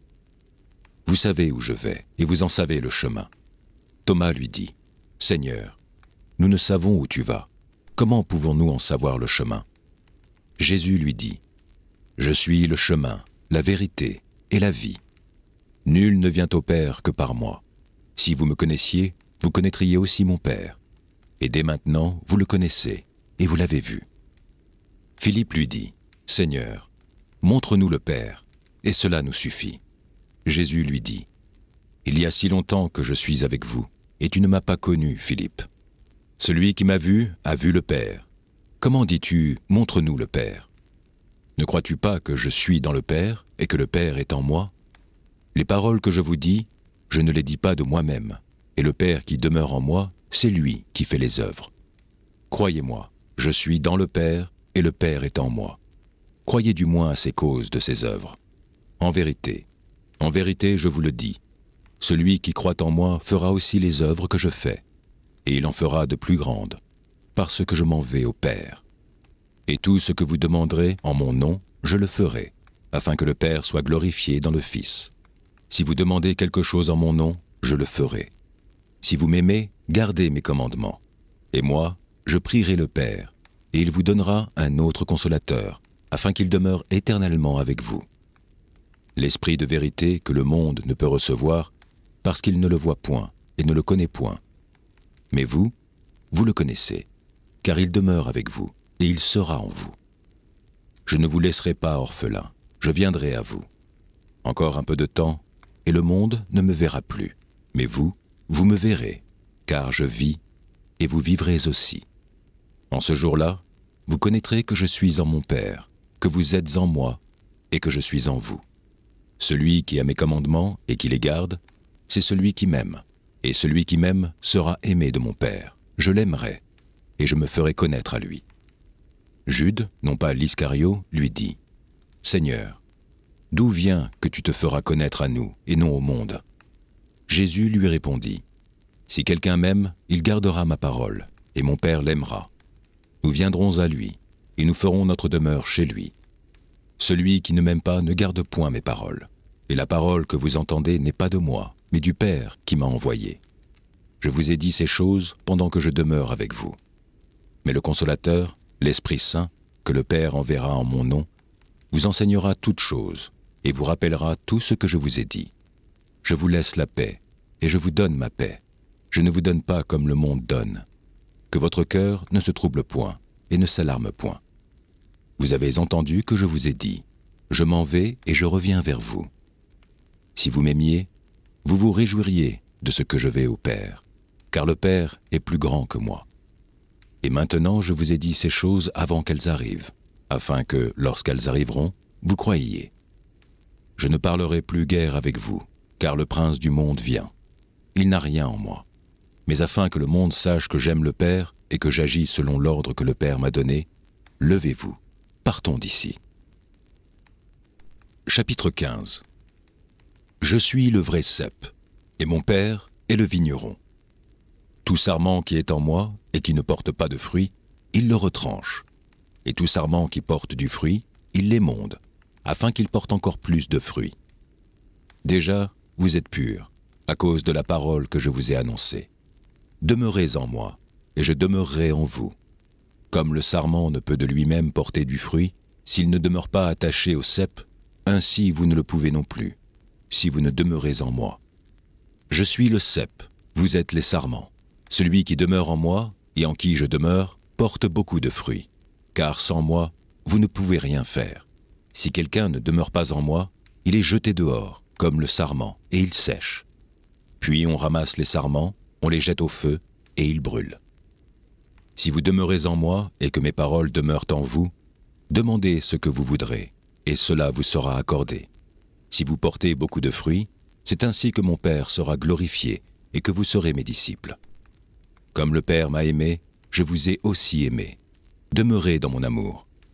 Si vous gardez mes commandements, vous demeurerez dans mon amour, de même que j'ai gardé les commandements de mon Père, et que je demeure dans son amour. Je vous ai dit ces choses, afin que ma joie soit en vous, et que votre joie soit parfaite. C'est ici mon commandement. Aimez-vous les uns les autres, comme je vous ai aimé. Il n'y a pas de plus grand amour que de donner sa vie pour ses amis. Vous êtes mes amis, si vous faites ce que je vous commande. Je ne vous appelle plus serviteur, parce que le serviteur ne sait pas ce que fait son maître. Mais je vous ai appelé ami, parce que je vous ai fait connaître tout ce que j'ai appris de mon Père. Ce n'est pas vous qui m'avez choisi, mais moi, je vous ai choisi, et je vous ai établi, afin que vous alliez et que vous portiez du fruit, et que votre fruit demeure, afin que ce que vous demanderez au Père en mon nom, il vous le donne. Ce que je vous commande, c'est de vous aimer les uns les autres. Si le monde vous hait, sachez qu'il m'a haï avant vous. Si vous étiez du monde, le monde aimerait ce qui est à lui. Mais parce que vous n'êtes pas du monde, et que je vous ai choisi du milieu du monde, à cause de cela, le monde vous hait. Souvenez-vous de la parole que je vous ai dite. Le serviteur n'est pas plus grand que son maître. S'ils m'ont persécuté, ils vous persécuteront aussi. S'ils ont gardé ma parole, ils garderont aussi la vôtre. Mais ils vous feront toutes ces choses à cause de mon nom, parce qu'ils ne connaissent pas celui qui m'a envoyé. Si je n'étais pas venu et que je ne leur eusse point parlé, ils n'auraient pas de péché. Mais maintenant, ils n'ont aucune excuse de leur péché. Celui qui me hait est aussi mon Père. Si je n'avais pas fait parmi eux des œuvres que nul autre n'a faites, ils n'auraient pas de péché. Mais maintenant, ils les ont vus, et ils ont haï, et moi, et mon Père. Mais cela est arrivé afin que s'accomplît la parole qui est écrite dans leur loi. Ils m'ont haï sans cause. Quand sera venu le Consolateur, que je vous enverrai de la part du Père, l'Esprit de vérité qui vient du Père, il rendra témoignage de moi. Et vous aussi, vous rendrez témoignage parce que vous êtes avec moi dès le commencement. Chapitre 16. Je vous ai dit ces choses, afin qu'elles ne soient pas pour vous une occasion de chute. Ils vous excluront des synagogues, et même l'heure vient où quiconque vous fera mourir croira rendre un culte à Dieu. Et ils agiront ainsi, parce qu'ils n'ont connu ni le Père, ni moi. Je vous ai dit ces choses, afin que lorsque l'heure sera venue, vous vous souveniez que je vous les ai dites. Je ne vous en ai parlé dès le commencement, parce que j'étais avec vous.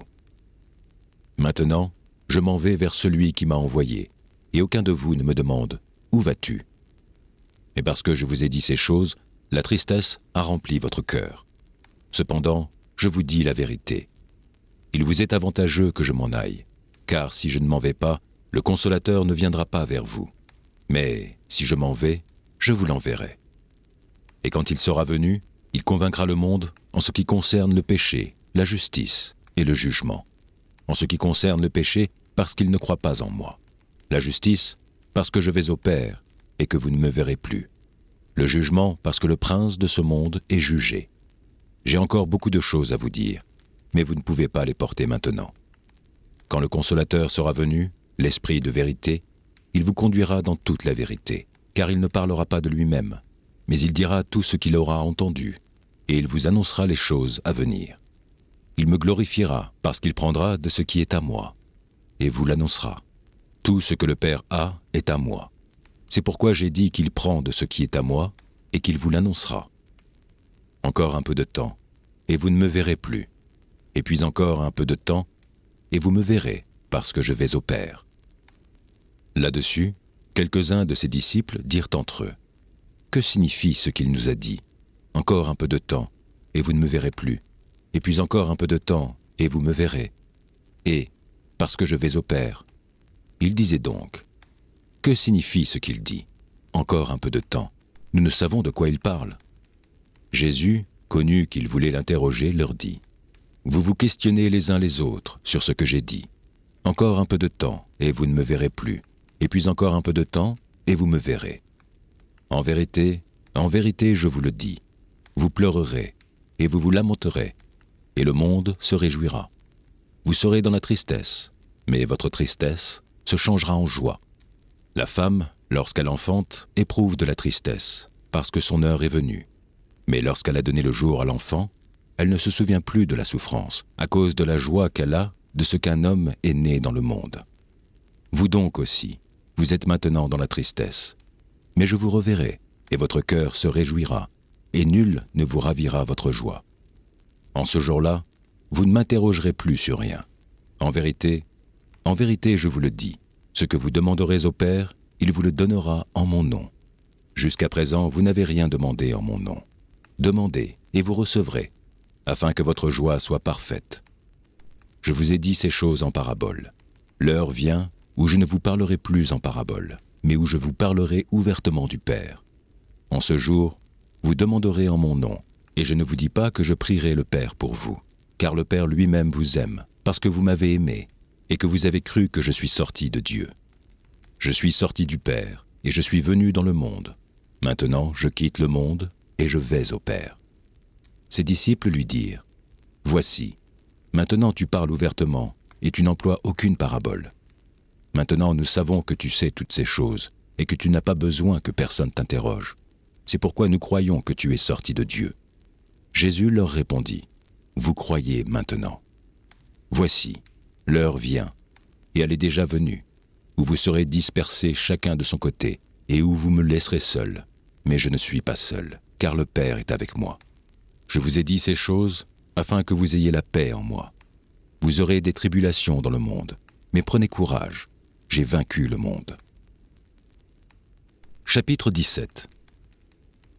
Après avoir ainsi parlé, Jésus leva les yeux au ciel et dit, « Père, l'heure est venue. Glorifie ton Fils, afin que ton Fils te glorifie, selon que tu lui as donné pouvoir sur toute chair, afin qu'il accorde la vie éternelle à tous ceux que tu lui as donnés. Or, la vie éternelle, c'est ce qu'ils te connaissent, toi, le seul vrai Dieu, et celui que tu as envoyé, Jésus-Christ. Je t'ai glorifié sur la terre, j'ai achevé l'œuvre que tu m'as donnée à faire. Et maintenant, toi, Père, glorifie-moi auprès de toi-même de la gloire que j'avais auprès de toi avant que le monde fût. J'ai fait connaître ton nom aux hommes que tu m'as donnés du milieu du monde. Ils étaient à toi, et tu me les as donnés, et ils ont gardé ta parole. Maintenant, ils ont connu que tout ce que tu m'as donné vient de toi, car je leur ai donné les paroles que tu m'as données, et ils les ont reçues. Et ils ont vraiment connu que je suis sorti de toi, et ils ont cru que tu m'as envoyé. C'est pour eux que je prie. Je ne prie pas pour le monde, mais pour ceux que tu m'as donnés, parce qu'ils sont à toi.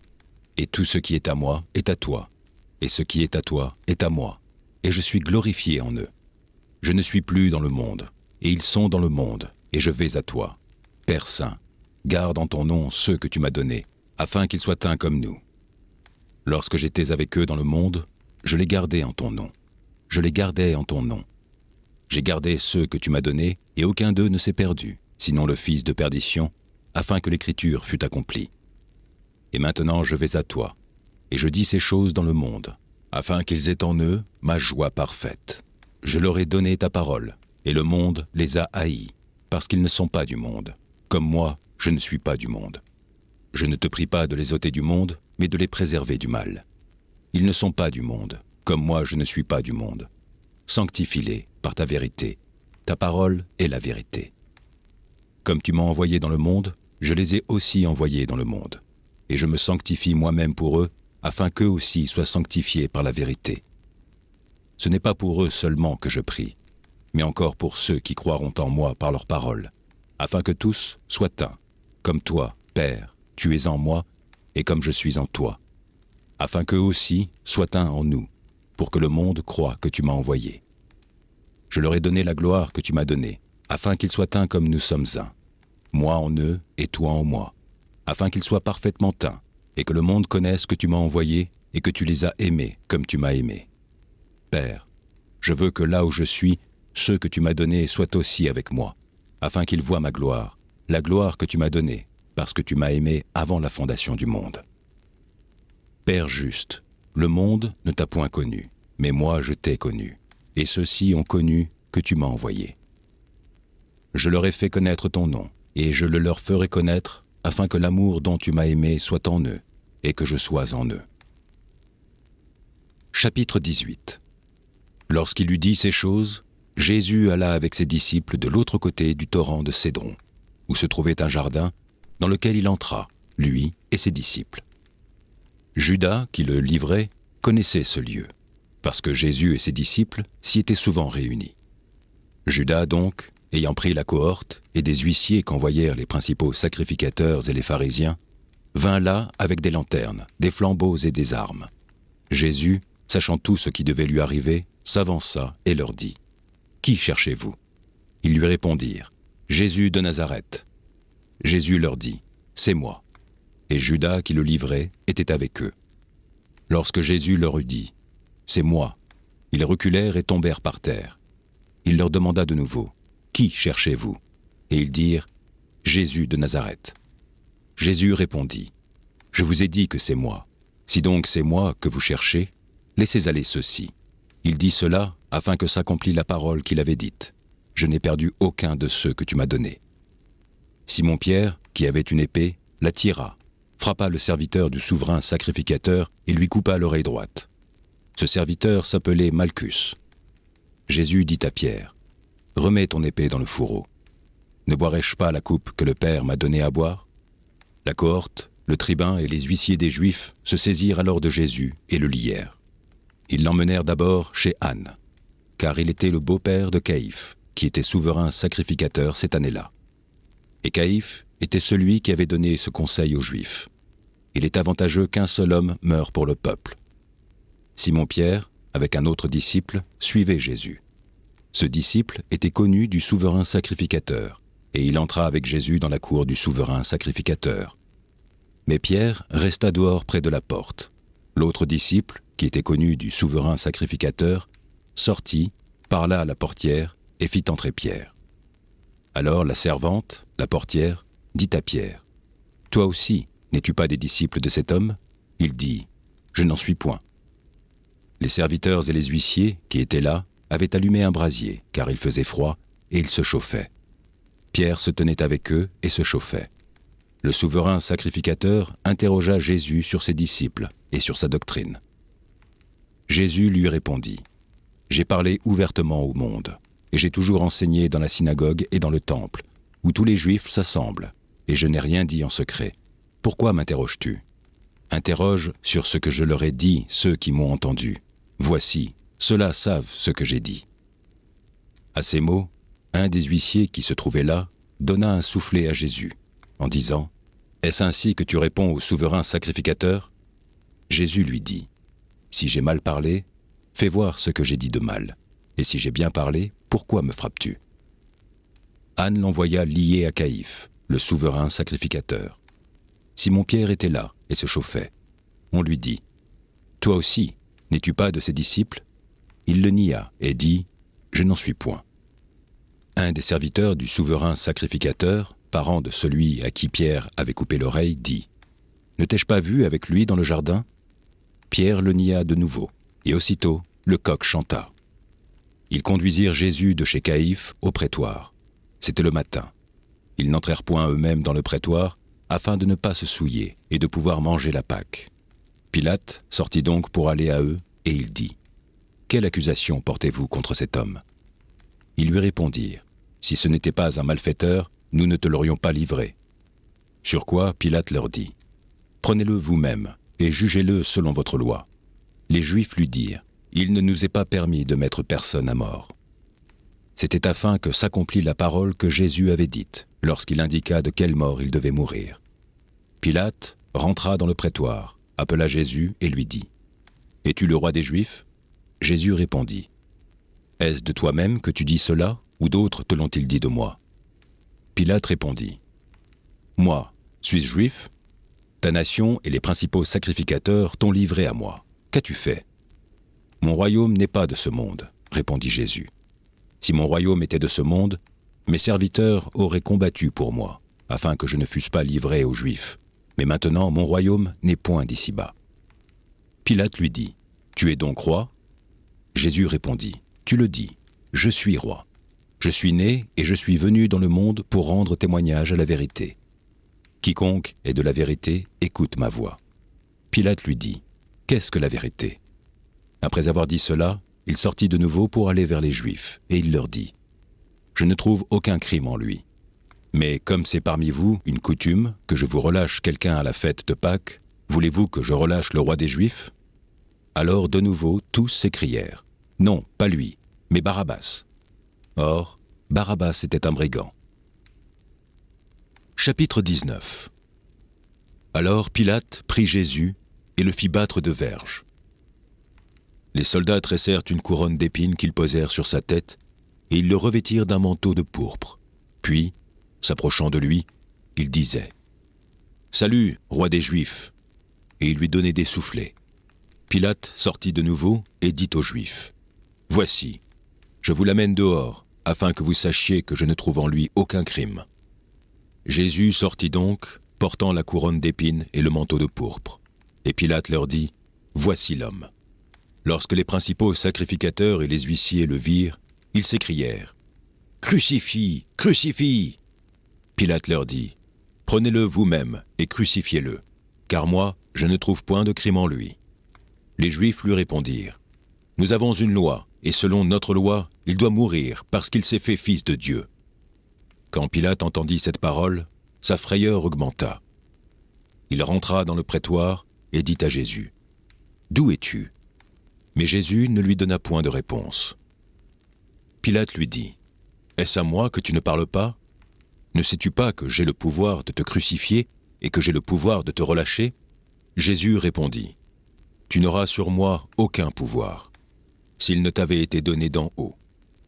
C'est pourquoi celui qui me livre à toi commet un plus grand péché. » Dès ce moment, Pilate cherchait à le relâcher. Mais les Juifs criaient « Si tu le relâches, tu n'es pas ami de César.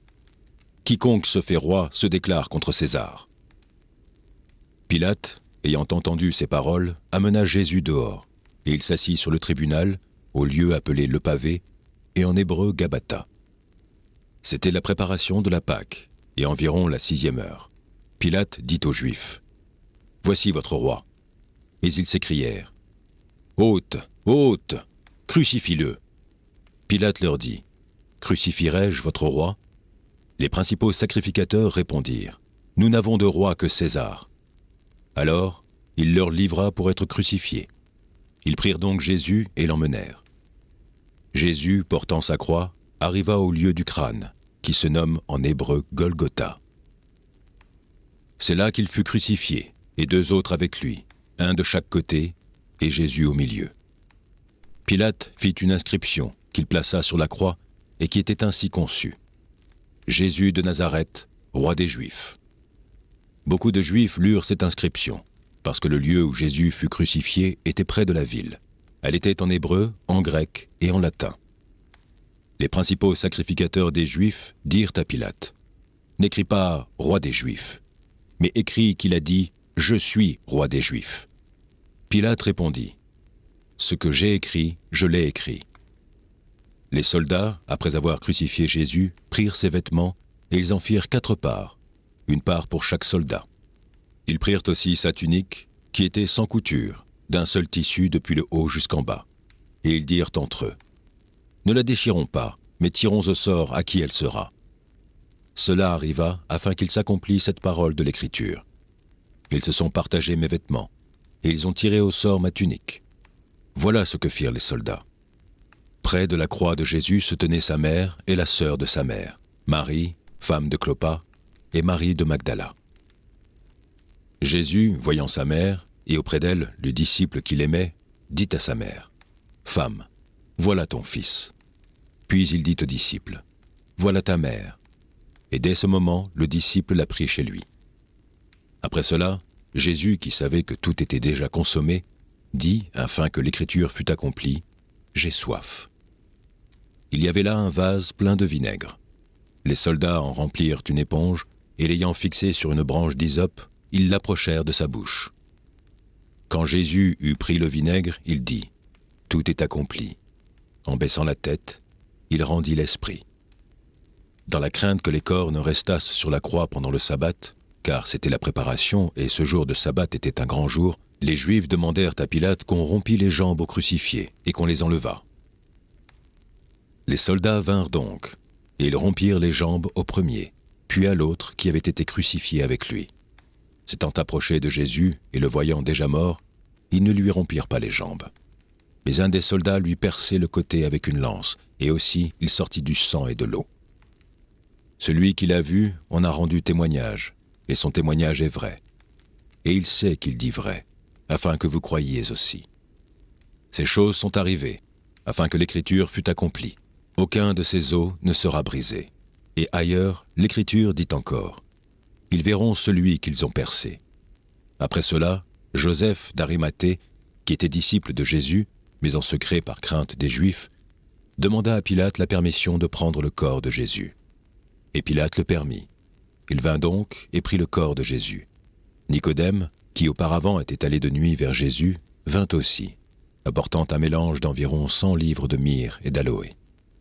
Ils prirent donc le corps de Jésus et l'enveloppèrent de bandes, avec les aromates, comme c'est la coutume d'ensevelir chez les Juifs. Or, il y avait un jardin dans le lieu où Jésus avait été crucifié, et dans le jardin, un sépulcre neuf, où personne encore n'avait été mis. Ce fut là qu'ils déposèrent Jésus à cause de la préparation des Juifs, parce que le sépulcre était proche. Chapitre 20. Le premier jour de la semaine, Marie de Magdala se rendit au sépulcre dès le matin, comme il faisait encore obscur. Et elle vit que la pierre était ôtée du sépulcre. Elle courut vers Simon-Pierre et vers l'autre disciple que Jésus aimait, et leur dit, « Ils ont enlevé du sépulcre le Seigneur, et nous ne savons où ils l'ont mis. » Pierre et l'autre disciple sortirent et allèrent au sépulcre. Ils couraient tous deux ensemble. Mais l'autre disciple courut plus vite que Pierre et arriva le premier au sépulcre. S'étant baissé, il vit les bandes qui étaient à terre. Cependant, il n'entra pas. Simon-Pierre, qui le suivait, arriva et entra dans le sépulcre. Il vit les bandes qui étaient à terre, et le linge qu'on avait mis sur la tête de Jésus, non pas avec les bandes, mais plié dans un lieu à part. Alors l'autre disciple, qui était arrivé le premier au sépulcre, entra aussi, et il vit, et il crut. Car il ne comprenait pas encore que, selon l'Écriture, Jésus devait ressusciter des morts. Et les disciples s'en retournèrent chez eux. Cependant, Marie se tenait dehors près du sépulcre, et pleurait. Comme elle pleurait, elle se baissa pour regarder dans le sépulcre, et elle vit 2 anges vêtus de blanc, assis à la place où avait été couché le corps de Jésus, l'un à la tête, l'autre aux pieds. Ils lui dirent, « Femme, pourquoi pleures-tu » Elle leur répondit, « Parce qu'ils ont enlevé mon Seigneur, et je ne sais où ils l'ont mis. » En disant cela, elle se retourna, et elle vit Jésus debout. Mais elle ne savait pas que c'était Jésus. Jésus lui dit, « Femme, pourquoi pleures-tu? Qui cherches-tu » Elle, pensant que c'était le jardinier, lui dit, « Seigneur, si c'est toi qui l'as emporté, dis-moi où tu l'as mis, et je le prendrai. » Jésus lui dit, Marie. Elle se retourna et lui dit en hébreu, Rabboni, c'est-à-dire Maître. Jésus lui dit, ne me touche pas, car je ne suis pas encore monté vers mon Père, mais va trouver mes frères, et dis-leur que je monte vers mon Père et votre Père, vers mon Dieu et votre Dieu. Marie de Magdala alla annoncer aux disciples qu'elle avait vu le Seigneur et qu'il lui avait dit ces choses. Le soir de ce jour, qui était le premier de la semaine, les portes du lieu où se trouvaient les disciples étant fermées à cause de la crainte qu'ils avaient des Juifs, Jésus vint, se présenta au milieu d'eux et leur dit « La paix soit avec vous. » Et quand il eut dit cela, il leur montra ses mains et son côté. Les disciples furent dans la joie en voyant le Seigneur. Jésus leur dit de nouveau « La paix soit avec vous. Comme le Père m'a envoyé, moi aussi je vous envoie. » Après ces paroles, il souffla sur eux et leur dit « Recevez le Saint-Esprit. Ceux à qui vous pardonnerez les péchés, ils leur seront pardonnés, et ceux à qui vous les retiendrez, ils leur seront retenus. » Thomas, appelé Didyme, l'un des 12, n'était pas avec eux lorsque Jésus vint. Les autres disciples lui dirent donc « Nous avons vu le Seigneur. » Mais il leur dit « Si je ne vois dans ses mains la marque des clous, et si je ne mets mon doigt dans la marque des clous, et si je ne mets ma main dans son côté, je ne croirai point. » 8 jours après, les disciples de Jésus étaient de nouveau dans la maison, et Thomas se trouvait avec eux. Jésus vint, les portes étant fermées, se présenta au milieu d'eux et dit « La paix soit avec vous. » Puis il dit à Thomas « Avance ici ton doigt, et regarde mes mains. Avance aussi ta main, et mets-la dans mon côté. Et ne sois pas incrédule, mais crois. » Thomas lui répondit « Mon Seigneur et mon Dieu. » Jésus lui dit « Parce que tu m'as vu, tu as cru. Heureux ceux qui n'ont pas vu et qui ont cru. » Jésus a fait encore, en présence de ses disciples, beaucoup d'autres miracles qui ne sont pas écrits dans ce livre. Mais ces choses ont été écrites afin que vous croyiez que Jésus est le Christ, le Fils de Dieu, et qu'en croyant, vous avez la vie en son nom. Chapitre 21. Après cela, Jésus se montra encore aux disciples sur les bords de la mer de Tibériade. Et voici de quelle manière il se montra. Simon-Pierre, Thomas, appelé Didyme, Nathanaël, de Cana en Galilée, les fils de Zébédée et d'autres disciples de Jésus étaient ensemble. Simon-Pierre lui dit « Je vais pêcher. » Et ils lui dirent « Nous allons aussi avec toi. » Ils sortirent et montèrent dans une barque, et cette nuit-là, ils ne prirent rien. Le matin étant venu, Jésus se trouva sur le rivage, mais les disciples ne savaient pas que c'était Jésus. Jésus leur dit « Enfants, n'avez-vous rien à manger ?» Ils lui répondirent « Non. » Ils leur dirent « Jetez le filet du côté droit de la barque, et vous trouverez. » Ils le jetèrent donc, et ils ne pouvaient plus le retirer, à cause de la grande quantité de poissons. Alors le disciple que Jésus aimait dit à Pierre « C'est le Seigneur. » Et Simon-Pierre, dès qu'il eut entendu que c'était le Seigneur, mit son vêtement et sa ceinture, car il était nu, et se jeta dans la mer. Les autres disciples vinrent avec la barque, tirant le filet plein de poissons, car ils n'étaient éloignés de la terre que d'environ 200 coudées. Lorsqu'ils furent descendus à terre, ils virent là des charbons allumés, du poisson dessus et du pain. Jésus leur dit « Apportez des poissons que vous venez de prendre. » Simon-Pierre monta dans la barque et tira à terre le filet plein de 153 grands poissons. Et quoiqu'il y en eût tant, le filet ne se rompit point. Jésus leur dit « Venez, mangez. » Et aucun des disciples n'osait lui demander « Qui es-tu ?» sachant que c'était le Seigneur. Jésus s'approcha, prit le pain et leur en donna. Il fit de même du poisson. C'était déjà la 3e fois que Jésus se montrait à ses disciples depuis qu'il était ressuscité des morts.